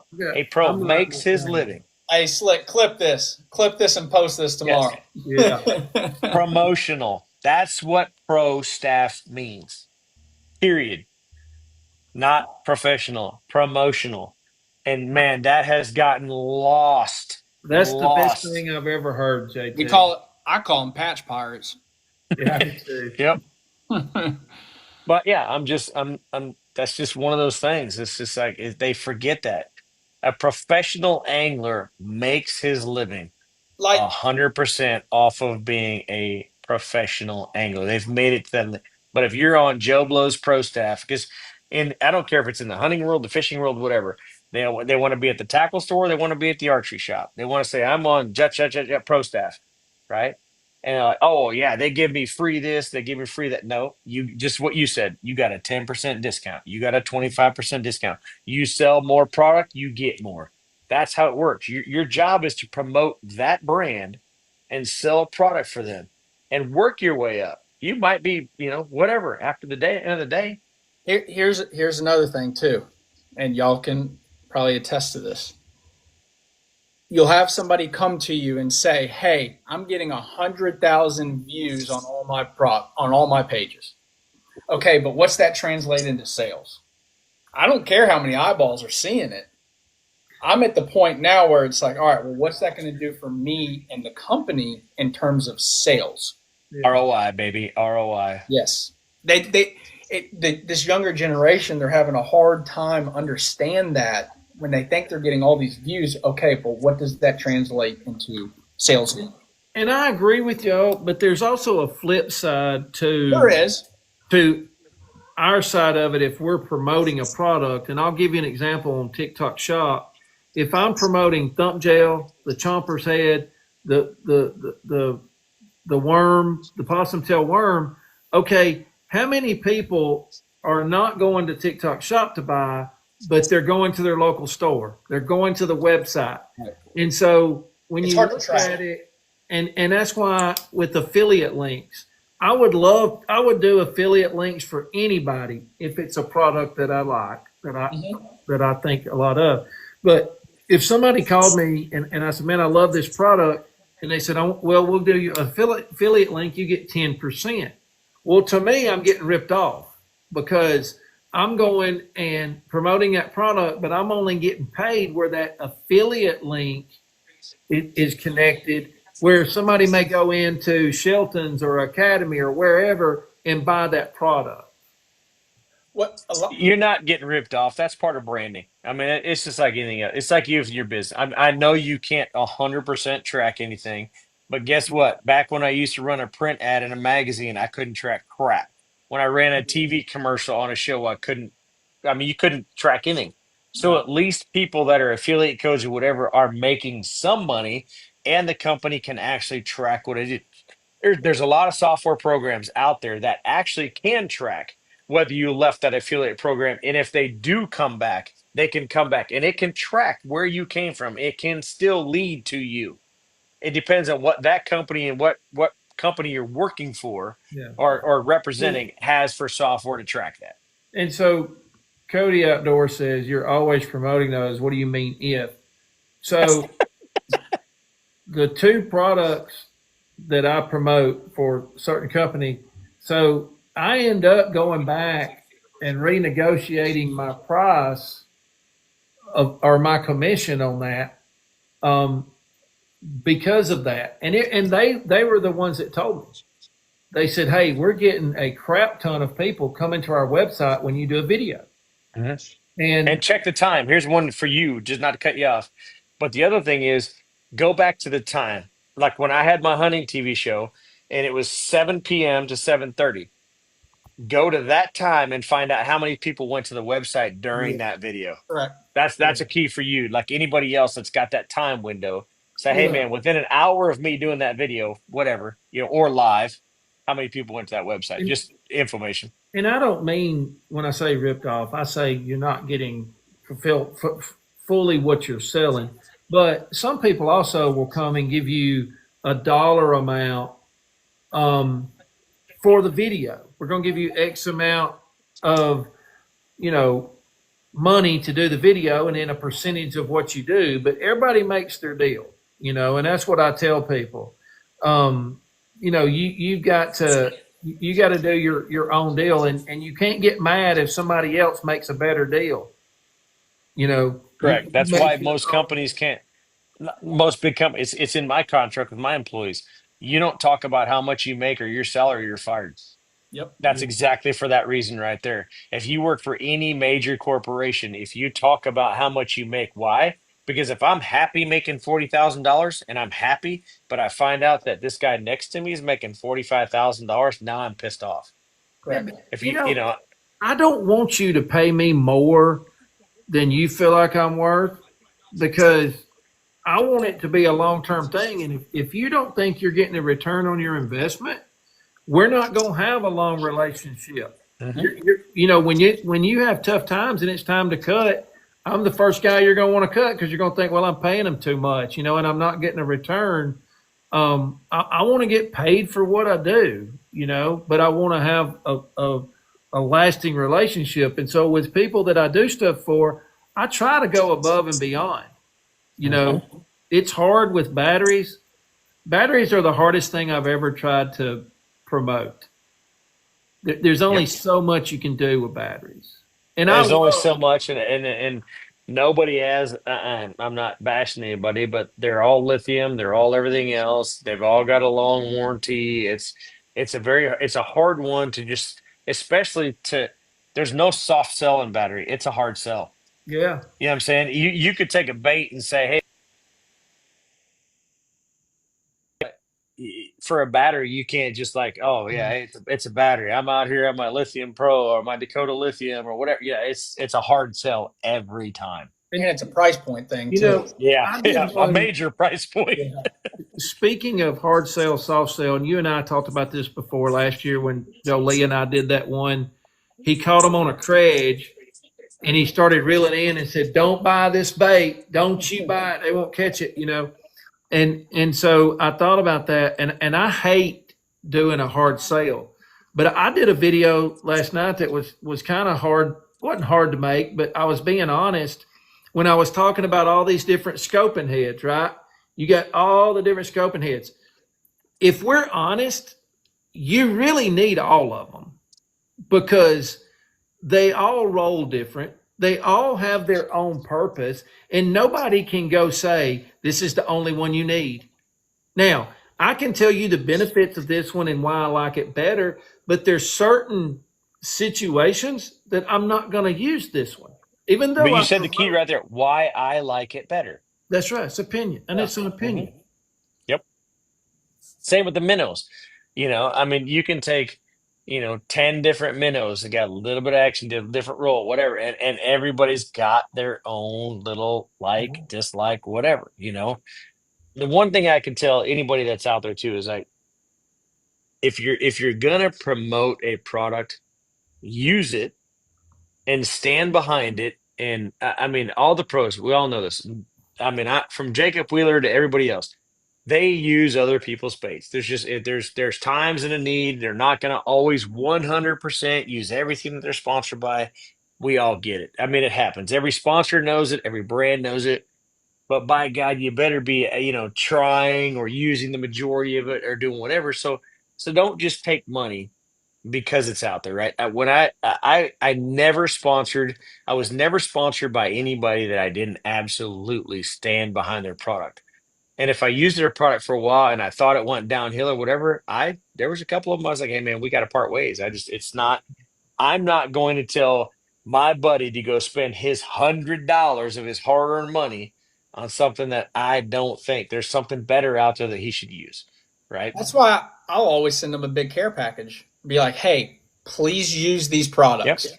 If you believe in them and you can catch some fish on them, then let's talk. If not, no hard feelings. But I need somebody that's going to believe in what we're Yep. doing as a brand. Hundred And percent. honest feedback, and give me Correct. your honest feedback. And this is an I mean, industry that doesn't like honest feedback. yeah, everybody that works with me knows they're getting honest feedback. I can tell you that. That's Yeah. why I love working What? with Hank. Speaking of Yep. that, JT, if y'all would send me a bunch of minnows, I would sell a bunch of minnows. But I really do need because I got to use them to know if I like them. I need a couple of thousand packs of green pumpkin Cincos because you got to make sure you really Yep. like them. You really like them. That's what I tell people. Man, that's like when I go, you order something at a restaurant. Man, that was horrible. That first plate, I can never tell by the first plate. Bring me another one. Let me see if I like that. That one Yeah, just wasn't very good.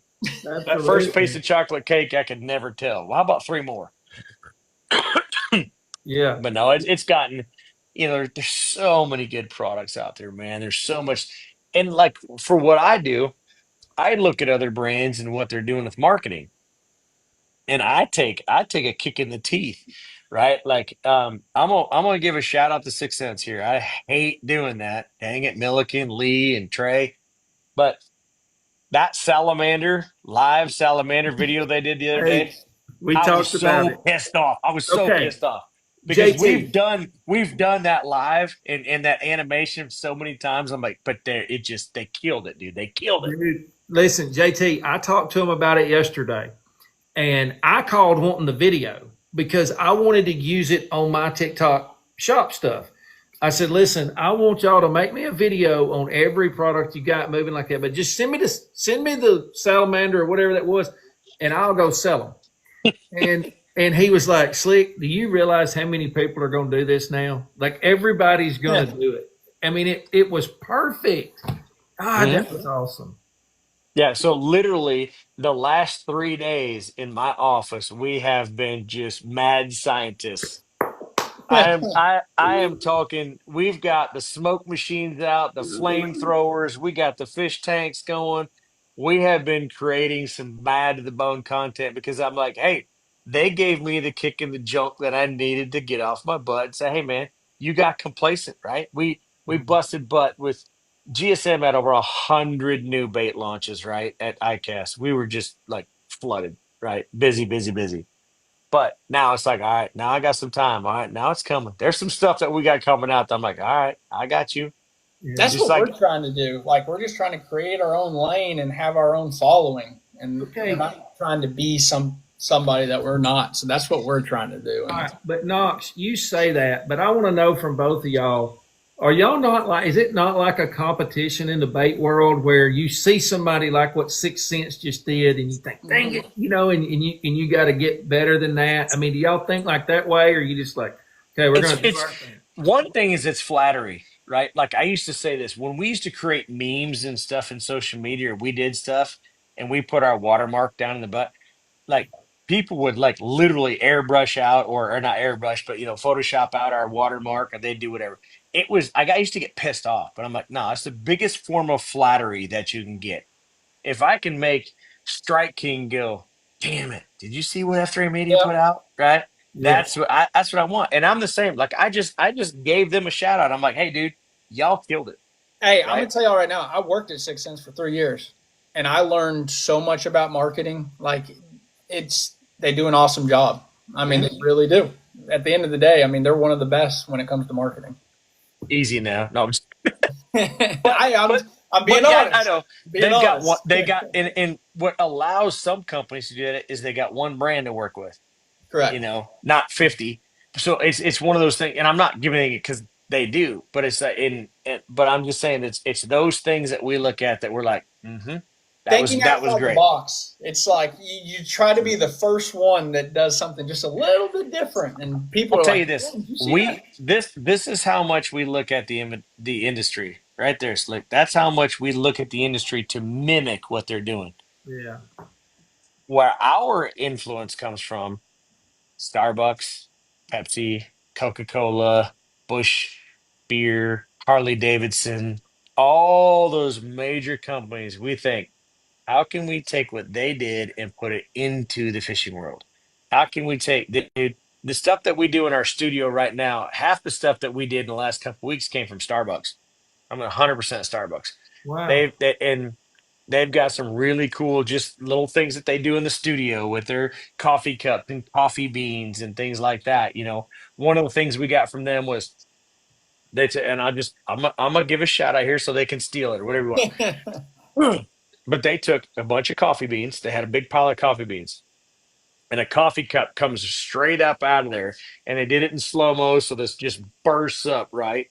Come out of there, and the coffee beans. Well, all they did was they had it on a table. They got that coffee cup down there. They got a stick on it, and they just shot it up straight through. It's not rocket science, but when you see the video and the way they did that, it's just this big burst of coffee beans and this Starbucks coffee cup, right? So we took a broadhead. We took one of the GSM broadheads, and I went to a metal manufacturer down the road, and I got metal shavings. I got a big ass pile of metal shavings, and I just came up with that freaking razor sharp broadhead through those metal shavings, and came up there, and then I added some smoke, and so the smoke came out through there, right? That's cool. I got all that idea from Starbucks, but nobody in the outdoor industry had ever seen anything like that. Yeah. That's cool. So that's where we try to get it more influence of outside, so you're not copying somebody, right? Right. Because my animation guy, I stole him from Bass Pro 10 years ago.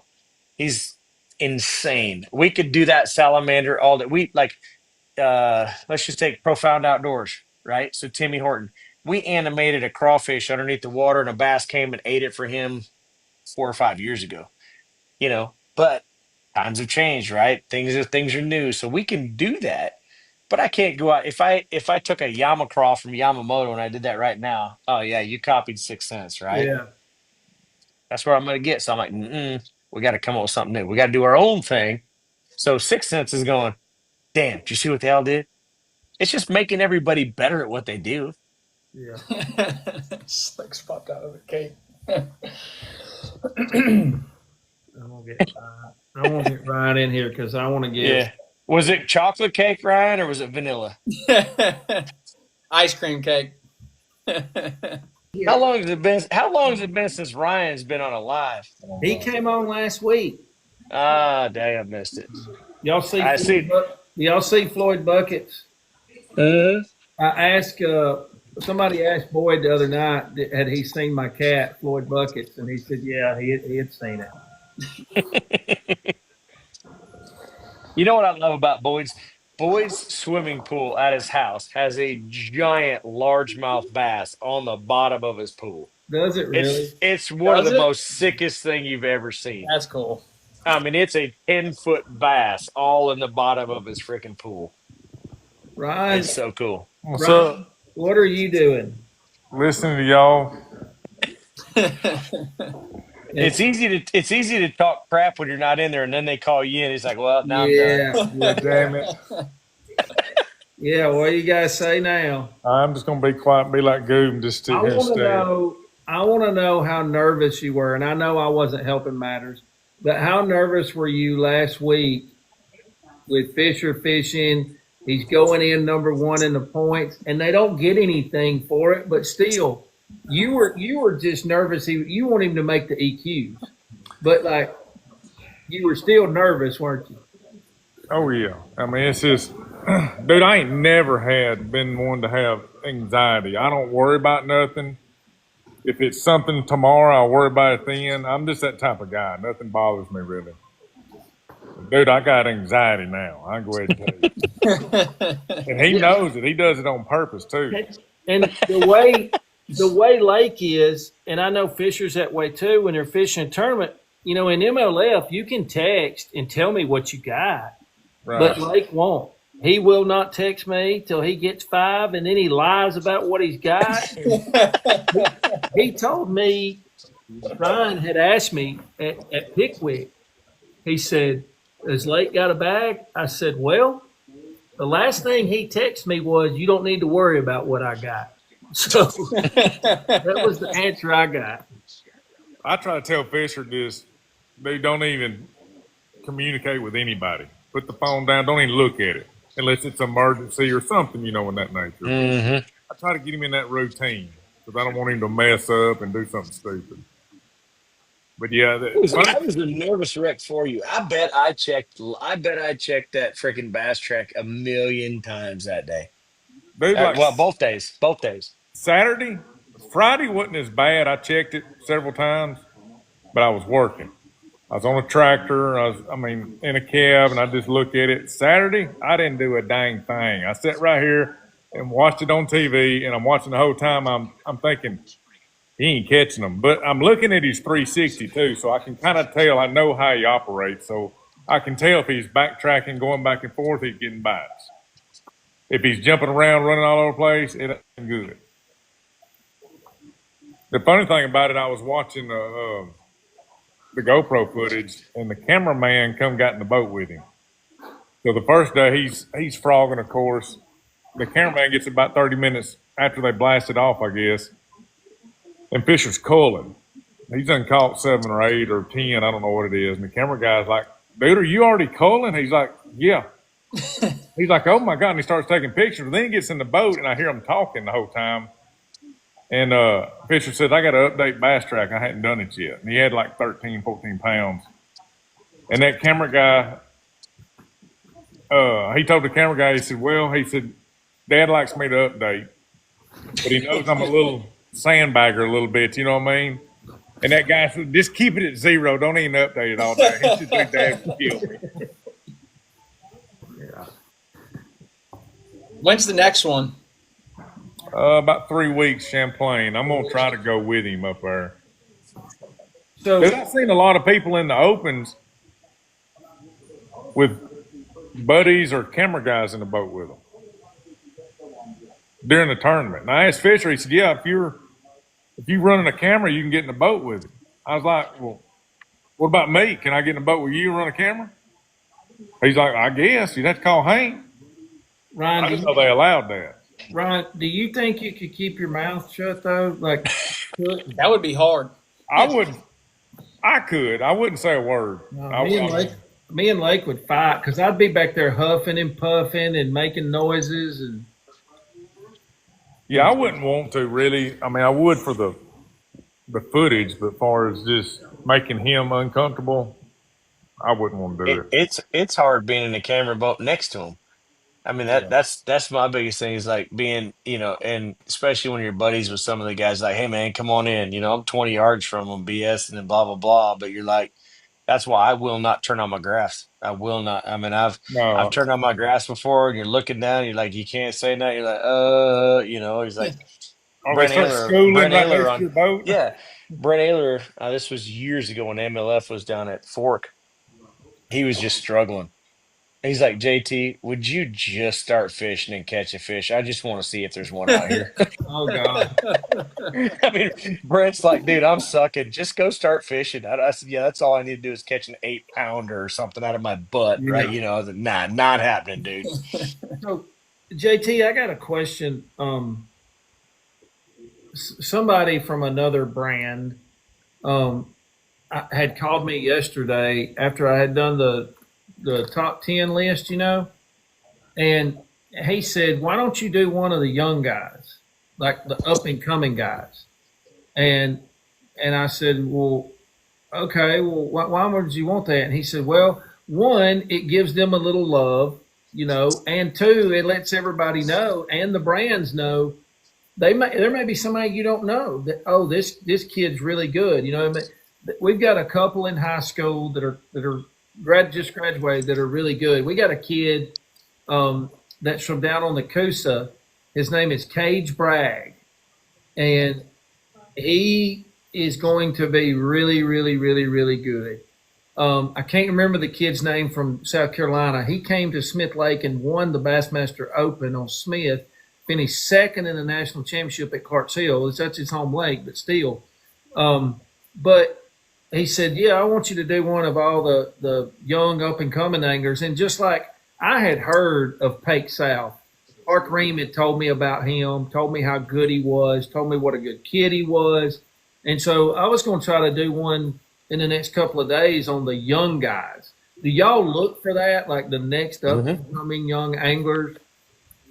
Yeah, because that's one of them that I think it's overlooked so much, right? Because it's hard to, especially when you're looking at sponsorship dollars or you're looking at, the next best thing. Do you just go and look at AOI and you look at the top 10? Do you look, who's going to make it? Do you do whatever? It's the hardest thing about. There's a couple young kids that we've been looking at that are just starting high school, and it's not about them being pro bass fishermen. It's about their photography and videography skills. These kids are freaking creating some content, son. I mean, they are putting out videos, and we're sending them free baits, just like we talked about. Hey man, here's a goodie box, like Knox talked about. Here's a Yeah. goodie box. Go use it. And then the stuff that they sent back, I'm like, I didn't want to show anybody, but yeah, that did come. That no, Yeah. because They're it's like, dude, talented. this stuff is good.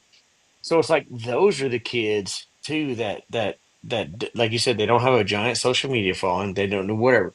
But if you can find the diamond in the rough before it ever comes out, like G Money. G Money had no idea what he was going to do in this kind of stuff. But if you find that diamond in the rough and you're sponsoring somebody like him, that all of a sudden becomes social media, insta famous, whatever you want to say it, that's the stuff that you're like, I look at that to me more than I look at the young up and coming pros. Just being honest, because the up and coming pros are, and I'm not saying a dime a dozen. I'm not saying anything like, you take somebody like Fisher, and Lake. Those two kids have grown up with you guys bass fishing their whole life. They've got it. They understand it. They're gonna do it. They're gonna do their own thing because daddy. Sometimes they're just gonna buck the system against both of y'all because you're dad, and they think they know better you know so well in Lake's case he definitely knows better but, but anyway, I mean, but if you can find a kid that could be the potential influencer, buddy, that's who I'm looking for, right, in my job. And I'm looking for it because when it comes is just what you said earlier, Slick. If I got an affiliate program and I got an affiliate code, I can't prove I'm selling this, I can't do whatever. Influencers sell product, period. Not all of them, but I'm just saying they move the needle, right? If you look at a Tactical Bassin, when Tactical Bassin puts those links in 20 different baits, and then you go to Tackle Warehouse, the next day after the video and they're all sold out. What does that say? I mean, dude, seriously, they were there yesterday, but they did a video saying this is the bait that I got to use the month of August and it's gone, you know, because they did a video. It's like, dude, you know what I mean? It's just that's the kind of stuff that you're really looking for as a business type of guy.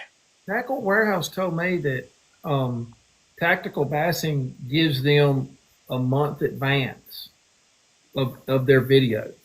So Well, A they year, well, funny you say that because more than a month. I can promise you that one. yeah, because Tackle Warehouse messaged me. They're like, "Hey, do y'all have the Z bosses ready to sell?" And I'm like, "Not yet." And I was like, "Why?" They're like, "Tactical Bassin just did it, and we got hundreds of back in stock notifications." wow. And so I'm like, "Oh gosh!" I'm like, "So we, I mean, we put an order in, but I mean, obviously we don't have them right now." Yep. But he did a video, and their back in stock notifications went wild on the colors that he was using, and Didn't you tell me y'all bought like 60,000 or something? 40,000. 40,000. Yep. Of what? Of the Z Boss? No, of all the crankbaits. Mm. Yep. So the Zumas and all that stuff. Mm-hmm. I Yep. forgot that you guys just bought them. Yeah. Yeah. Hey, you might want to get my information from Slick. I might have some content sitting in the folders from years of I was producing. gonna say I need to get your number when we I'll hop off send here. it. I'll put y'all together. Yeah, we did some stuff. Funny story here. So we did. Oh, I don't even remember what it was. We did it. We did two commercials for Timmy, right? Yeah. And so we get them done. I leave on a vacation trip to Jamaica, and it's like the second morning that we're in Jamaica. We're at a Sandals Resort, and we're going to breakfast. I'm walking down there, and here comes Timmy around the corner in Jamaica at the same resort. Are you Ne- serious? ne- neither one of us had any clue. It was his first freaking vacation they had taken because he had a break in it. His wife's like, "We've got a break in the schedule. You're gonna." His first time at Sandals. We've been to several of them and stuff like that. But yeah, literally never talked about it. Never did nothing. And here comes Timmy around the freaking corner. That's funny. Yeah. Yep. It's yeah. There's a lot of moving parts. We're moving in a bigger warehouse right now, so we've been dealing with that too. So let me Oh ask yeah. both of y'all this, and so both of y'all are familiar with different baits that are not scoping baits. Correct. How are the sales compared to say like last year, or the year before? I know it's hard to get back into the COVID part because it was way up then, but is everything still going halfway smooth? This year is definitely up from last year. Yeah, for I us mean, too. But keep in mind, we're so new compared to like y'all, JT. I mean, we just have a lot of momentum. I will say all the brands, looking at Spro, looking at all of them. I mean, I will say crankbait sales and stuff like that is definitely picked up versus, previously. Obviously, like you said, COVID was here. And then, I mean, immediately, as soon as forward facing sonar picked up, dead in the water. It I all mean, hit Because, at once. Yeah. yeah, because everybody in the world had crankbaits. We've all had freaking, I mean, boxes and boxes of crankbaits and rattle traps and everything else you've already had, right? We're not out there buying a bunch of new ones because it's just like you said about the Cincos. When you get that magic crankbait, you're going in and buying 10. You're not buying one off the shelf. You're buying 10. So, but I will say the innovation, there are some new things out there, but it's like it's the hardest thing to come out with something new and innovating to me in a crankbait series than any other plastic or scope head or anything like that is 1,000%. is 100% crankbait. That's why we went and bought Profound because I mean they have great crankbaits and it just Hmm. fits what we're doing, and so now we got a full portfolio. Yeah, I mean their deep divers are second to none. That Azuma Heavy Z is my favorite trap to throw because it's a 3/4 weight, but it's a 1/2 ounce body. Right. Yep. It catches Yeah, them. and there's just lots of stuff. I mean, so I think I think the sales are starting to pick up, and honestly, I think the trails have a lot to do with it, right? I mean, this year's schedules on both MLF and Bass were a little bit different. There wasn't just scoping. 1,000%. They were both a little bit smarter in that, and I think honestly, I think that helped sales wise, and I think the weather did. JT, did y'all still do or Yamamoto? They're still doing the trap tournament, right? Mhm. Are y'all doing it with? Are y'all back to doing just trap and crankbaits, or is it still all products? I can't talk about one because there's some heated stuff behind the scenes. But yes, there's the one that they're calling Battle of the Brands, which is basically every GSM brand they can have that one. We have that But on Rogan. there still is the Rayburn Rattle Trap tournament. Because when it came to Gunnersville last time, like it seemed like it was not as big as it used to be with the trap. But now the crankbaits are better now. When they first started making before Yamamoto on Rattle Trap, those crankbaits they break kind of easy. But now they're a lot better crankbaits. But I had a lot of people in Gunnersville was fussing about it not being just a trap tournament. Same at Rayburn. And I get it. I mean, there's a long history of that stuff too. But then there's something behind the scenes with another tournament that kind of got a little. Yeah, I can't really go into discussions about it, but yeah, it's just there's some stuff behind the scenes that wasn't really pleasant with another tournament. But yeah, they are still. And back in the day, the one on Gunnersville, that was always with Boyd. That was with Duckett. And it Yeah. was a kind of a deal. And then obviously when they bought, Phoenix and Dobbins, obviously Boyd's like, hey, I know this is going to end, whatever. But Yeah. and then Boyd's hot and heavy in their baits right now. I mean, that's one of the biggest things they're pushing is their baits. Yeah, they did away with their reels, didn't they?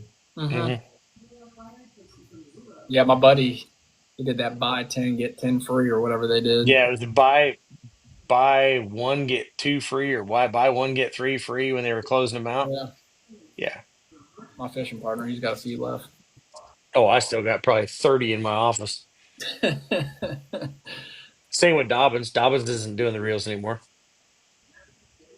It's hard. It's like if you're gonna be a reel company or you're gonna be a rod company, it's hard That's to do what both. that's what Yeah, I there's told very Matt few. earlier. Yeah, I can associate with Duckett, but Tyler doesn't allow me to associate with Duckett fishing. I'm banned from Duckett fishing. He's kind of a butthead. I don't know where he gets it from. Must be his mom. That's what I told Matt. I said people are so set on Lew's, Shimano, and Daiwa. Well, now baits. You can throw baits in there now. It is hard to compete with those four right there, and making Especially when you get your spinning reels. Spinning reels Mhm. like the Daiwa, to me, I mean, it's just hard to beat them. oh, they're so smooth. Hmm. They are, and they're bulletproof. They'll last forever. Yep. Yeah, And it's just hard to compete. So that's why we didn't do bait casting reels. Yep. It's tough. It's one of those things. And then you're in that price point. It's always that price point. Am I $100? Am I $300? Am I $500? I mean, you know how it is. Most people's in that 100 to 150. They like that range. I mean, same way with houses. You got $500,000 houses and up, then you got these 200,000. More people's going to buy the 200,000. Right. And I will say, and y'all might agree with me on this or not, but you can get a better $100 rod these days than you can a $100 reel. Absolutely. Yeah. yeah, yeah. Absolutely. There's some of the $100 rods that are better than $400 rods. Yeah. Yeah. Especially scoping. I mean, it's hard to get a reel, $100 reel that's not heavy. Correct. It won't balance on the rod right. It's just, it don't feel good. It just wants to nosedive all day. Yeah. And like 13 got all these reels in for 2 iCasts ago, had them shipped in. It was 100% failure on all the reels. And I know they've been told time and time and time again. So more or less, Dan told Fisher, he's like, just get whatever reel you want to use. It's going to take us a couple of years because we're canning them people. That we're done with them. We can't be putting out the reels and have failure like that. It's a hard market. It's Mhm. very tough. Yep. And then you when you're dealing with manufacturing, especially overseas, it's getting it in, making sure it's right. That's the toughest thing. Anytime you're waiting for anything overseas, it's just tough. And they don't make a rod that won't break. I'm gonna go ahead and say that. There's not a rod on the market that will not break. I got one that's close. I got one that's close. I don't know, Matt Robertson and that ugly stick. That's pretty thick. It's hard to. Yeah, that might be one of them. Yeah. I wonder how heavy that thing is, though. They're Oh, actually it's like not. They're actually really freaking light. Are they really? It is pretty crazy. I will give you that. It's pretty crazy. When you pick it up, you're like, "Whoa, this is an ugly stick." I hadn't It's not felt one of It's these. not balanced real well, No, but it's it's not. light. Yeah. But it's light. They sell them at Dick's. Like a lot of the Dick's Sporting Goods have them. That's where I saw the first one, and I picked it up, and I'm like, "Huh." Hey, I guarantee you he sold a lot of them for him. I'm sure he has. Oh, dude, must have been ICAST 3 years ago, maybe. And it was so funny because him and I were standing there talking, and we're talking about his Walmart deal, or not his deal with Pure and all that stuff. And the Walmart buyers come up. Two Walmart buyers come up just as the Pure Fishing guys go, and the Walmart guys wanted their picture taken with Matt, and they wanted this and that, and they're like, man, we just do the best thing ever, and blah blah blah, just going on, right? And they walk away, and Matt looks over at me and goes, "Oh, that's gonna cost them dearly," because he knew. He's like, them Walmart buys love them some Matt Robertson, so he's like, y'all saw that. Yeah. But that's the kind of stuff. Just what we say, personality. It's like Gerald. I mean, you get some people at Diamond and Rough like that just know how to sell product or can move the needle just because of who they are. Yeah, how many people have you ever seen fishing in their underwear? 0. I mean, that's the first one. I mean, I about passed out. I was like, oh my goodness. But Justin Lucas is the flip side of that. Justin Lucas can sit there and talk to you hard sell, and you just believe him. He's just honest. It's crazy the differences in the way these people sell. I think Justin Lucas is one of the best canned salesmen. I mean, he just says it, and he's believable. Very. Yeah, you need all of them, really. I mean, you got to have different ones. Like Swindle told me when he did his shirts, he said his computer guy, whoever does all the sales for him, he said, dude, he called and said the computer shut down. He said, that's how many. He said, something's wrong. I got a problem with the software or something. Daryl said, no, I just did a video on it like 30 minutes ago, and it actually locked everything up. He said it was unreal. That guy couldn't believe it. But he's never dealt with anybody like that had that power to sell stuff. Yeah. And you never know when one of these videos are going to hit. I mean, Nope. you can do, and it's the same thing with these TikTok shop videos. You can do one and think, man, this one's going to be great, and it doesn't do very well. And you can do another one that you're just randomly talking, and then it blows up. It's no rhyme or reason. One thing It's the same with our content. We can spend 3 weeks creating the best video ever, and then we can throw a 7-second iPhone video up, and it's got 8 million views, and this one's Yep. got 20,000. Just Drives pisses me you off to crazy. no end. Yeah, we'll do like Brian Latimer. We got Brian on board, and that dude can sell some product. He makes a video. Golly, it's like, oh, Brian made a video, and you just start seeing the sales just cha-ching, cha-ching, cha-ching, cha-ching. Yeah, B-Lat's got a good follow. And again, that's what I was talking about. They know their audience and they Correct. cater to their audience.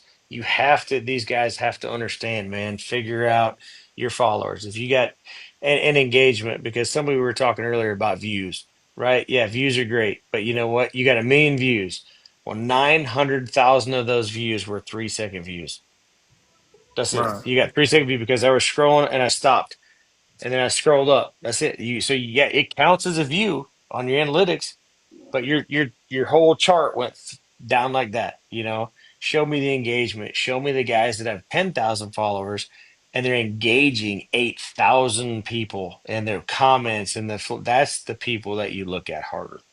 Somebody asked, what is the best scoping rod out there? Listen, I know y'all both have rods. I'm going to tell you this, not sponsored by them, nothing. the best rod that I've ever felt was that Dobbins Ecstasy. And now, 610. now for a 7-inch minnow, that particular rod, probably not. So it all goes back to what you're throwing and getting what's comfortable for you. But for Lake, that was his favorite rod until he broke it. That was it. That was the deal. But he's never picked up a rod and said, "Oh, I don't like this." Like every time he picks one up, he goes, "Oh, I like that. I like this." You know, it's not like people are making bad rides. And so I think it ultimately comes down to what you like and what feels good with you. See, Same Fisher's thing right, with bow and Dobbs. arrows. I tell the same thing with a bow and arrow. Go to a bow shop and try all of them. Shoot them Figure all. out what you like. Fisher's right the opposite though. He'll pick up a rod and he'll say, "I don't like that," and he'll set it down. He won't go back to it for nothing. It's just a mind thing. And like Gerald told him, he said, "I don't care if it's a $500 rod or $100 rod. You feel what you want to be fishing with, and you're going to fish good. You get something that's high end, and you don't like it. He said, you're not going to do good." It's confidence. It's Confidence. like, so I swam in college. I swam up at Xavier, and like we were sponsored by Nike, but I didn't like their racing suits. So I would go to Japan and order a Mizuno racing suit because it was a mental thing. I felt like I was faster in the Mizuno suit than I would be in a Speedo or whatever Arena, whatever other brand. But Right. it's just All I heard is Knox is wearing a Speedo on the next live. That's all I heard. no, man. I haven't swam since college, man. You ain't got to swim.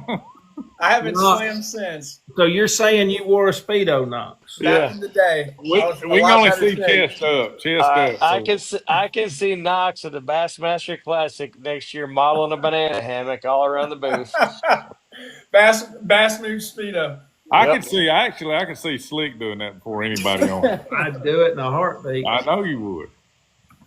Probably have a QR code on the butt with his best scoping head. Absolutely. Zoom in, scan it. Yeah. Absolutely. 100%. I mean, you know, you got to do what you got to do to sell product. Yep. It's true. We're all about. I won't say the word. Go ahead and say it, JT. You don't have to have I said we're all whores at one way or the other. exactly right. Exactly right. Yeah. Hopefully, I got- people. Brooke said, I got Brooke, nice melons. I got nice big melons. Dang it. I thought she was asleep. And I said that about wearing a Speedo or doing whatever. And Brooke was in here and said, "No, you're not." So now I'm in trouble again. Damn it. She sent me a message and said, I may be asleep. So then I talk about getting in a Speedo and then I get in trouble. She ain't going to bed. Oh, yeah. My wife got up, looked at me, and said, "You're freaking loud," and she went to bed because I got my headphones in. So evidently, I'm talking loud. So she went to bed. But I know that. But oh well.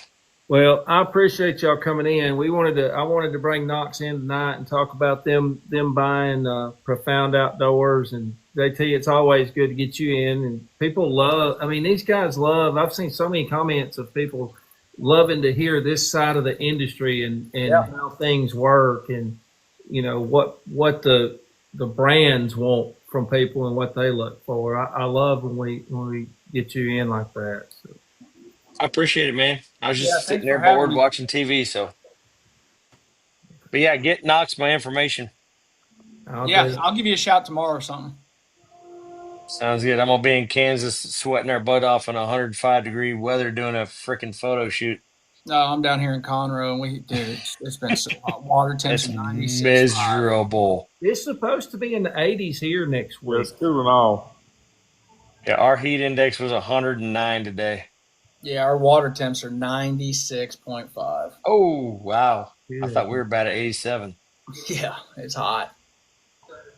Well, I can't even go get in the boat with Fisher anymore, so I don't even get to go fishing. With all the rules. Ryan's grounded. He can't do nothing. Yeah. Yep, can't say nothing. Can't even talk to your own kid about fishing, I man. cannot imagine what Fisher's going through, especially with one being here on Wheeler And I just can't imagine. He went today. He told me, he said, we took the boat, had everything, bolts tightened, just whatever, checked out. He got it and went and put it in the lake, make sure everything was good. But that's the first time he's been on Wheeler, and he ain't even been to Gunnersville. He said, I just don't want to go. He said, I don't want to break a rule and not knowing I'm broke a rule. I respect it. I don't even ask him nothing. He'll shut you up pretty damn quick if you say anything Yeah. wise. But That's all you can do. He said, and he got the rules. He was reading over the rules the other day, and some buddies of his he's running with was telling him, like, they got a social media rule now. He cannot watch YouTube on any lake they're going to for the EQs. You can't zoom in and see where the people are at or baits or anything. I was like, how are they going to police that? So, could they watch it for the first events? All I know is it says on there you cannot obtain information from social media or YouTube. It kind of contradicts itself. It says something about public information is fine for social media, and then it goes on to say you can't obtain baits or locations. Like you can't zoom into a guy's graph and say, well, he's right over there in so and so bait. I was like, that's kind of stupid. Yeah. yep. Gray area. It's getting so. How are they gonna police it? I mean, I don't know. And like he can't talk to whoever he runs with, like at Champlain. He can't talk because they're under the elite rules as a EQ angler. Yeah, co-angler can't say nothing. In case one of them doesn't make it. Correct. Yep. They ran into that with like Logan and those guys up at St. Lawrence River. And, yeah, you can't. Your co-angler can't say a word. Just shut up and be in the back of the boat. Don't say nothing. And like him and Gerald can't even talk about Gunnersville and the Ultimate Angler until the last event. And if he is a lead angler, then he can talk to Swindle about any lake, you know. But it's a hard pill to swallow, and you don't even get to talk fishing anymore. I mean, that's just don't even talk fishing. Yep. And it's hard not to do, and that's all you do. That's all he does. That dude drove back. I mean, he's 19, so he can't get a motel room. I've tried to call, give him my card. They'll take You got it. to have prior As soon as he authorization, comes in 24 there- hours. Oh, yeah. Yeah, as soon as he comes in there and hands him my ID, they say, you can't stay here. I'm like, what the hell? But anyways, he left at 3 o'clock in the morning from Minnesota, and he showed up here at 10 o'clock that night. That's a haul. And I told him, I said, I'll probably go to Champlain with you. That way you ain't got to do that. You know, I can drive while you sleep or whatever. Ain't no big deal. But I couldn't. He come back in the next morning. He was in his 10 rig out here on Duck River fishing. Champlain, which one's the last one? Okeechobee. Okeechobee. You will be a nervous wreck then. I'm going to that one. But that's the only thing. That's the only one on the schedule that kind of worries me because of the water levels and stuff. It ain't like it was when I was there years ago. Old fisheries. Yep. He'll figure it out. I don't know. He just stumbles up on stuff. It's kind of hard to explain. In other words, As we talked about earlier before we got on, man. And when you're in the zone, you're in the zone. It just happens. It's just stuff's connecting, man. Cody Meyer said that last year. I did a podcast with Cody after he qualified this last year for Elites. He said, man, I felt like I couldn't do anything wrong. I mean, I just felt like no matter what, I would make a stupid decision, but it worked out. right? He said, That's I caught awesome. 75% of his fish last year came on a chatterbait and a Cinco. Wacky rig Cinco. That's it. 75% of my fish. Keep it simple. He said, He just said made they this. had asked him up there in practice, you know, right before the tournament at Leeds. B had asked him. He said, "You catching a bunch?" He said, "I'm catching a pretty good many." He said, "How you catching me?" He said, "On a frog." He's like, "There ain't no damn way." I watched the GoPro footage and I learned stuff. It used to be the other way around, but now I'm learning stuff. So I'm watching him, and he's throwing a popping frog, and I think he's throwing what's the new one? Gambler one? No, it's Is he throwing a swamp lord? yeah, Swamp Lord. He's throwing it. This damn frog, he's got it. It's brand new. He goes and buys it. It's brand new. By the next day, into the first day, it's white. It don't even have any paint on it. Oh, He said it started sinking. He had to go get another one. And so he just bought like 10 of them. But he's working it and it's a popping frog. He said, everybody I noticed was just like, boom, boom. And I'm watching him work it. This dude is working it like he's throwing a damn scoping minute. It's just boom, boom, boom, boom, boom, boom. I mean, he's working it fast. And dude, you can hear him. Boom, they just blow up. He said, dude, there wasn't nobody catching them around me. I was the only one catching them in there. Isn't it crazy how something so freaking minute makes the biggest difference? Made the difference. He said he lost 3 over 5 the second day and 1 the first day. He said, I could have given Laker a run, but he said, I just didn't execute. When you're working it that fast too, and all those reads, I mean that's. And that rice grass or whatever they call it, I was watching him. He exploded a rod, but he grabbed it about halfway up and he's pulling on Broke it, it. and it Yep. just exploded. Snapped. There's a new one, and this isn't for a sales pitch. I just want you to all try it. When it comes out, I'll send y'all some. But I think it's out in November. But it's called the Mongrel, and it is a half walking bait and a half frog. And we prototyped this. We prototyped it for a whole year, and it's out. And we were filming with it 2 weeks ago and stuff like that. Frog Factory. It's GSM's new Frog Factory. But I'm talking, you could throw that thing in the weeds. You can, because you don't have a treble hook. You don't have anything. It's got that frog back end hook, and I mean that thing walks just like that. And it's so good, so good.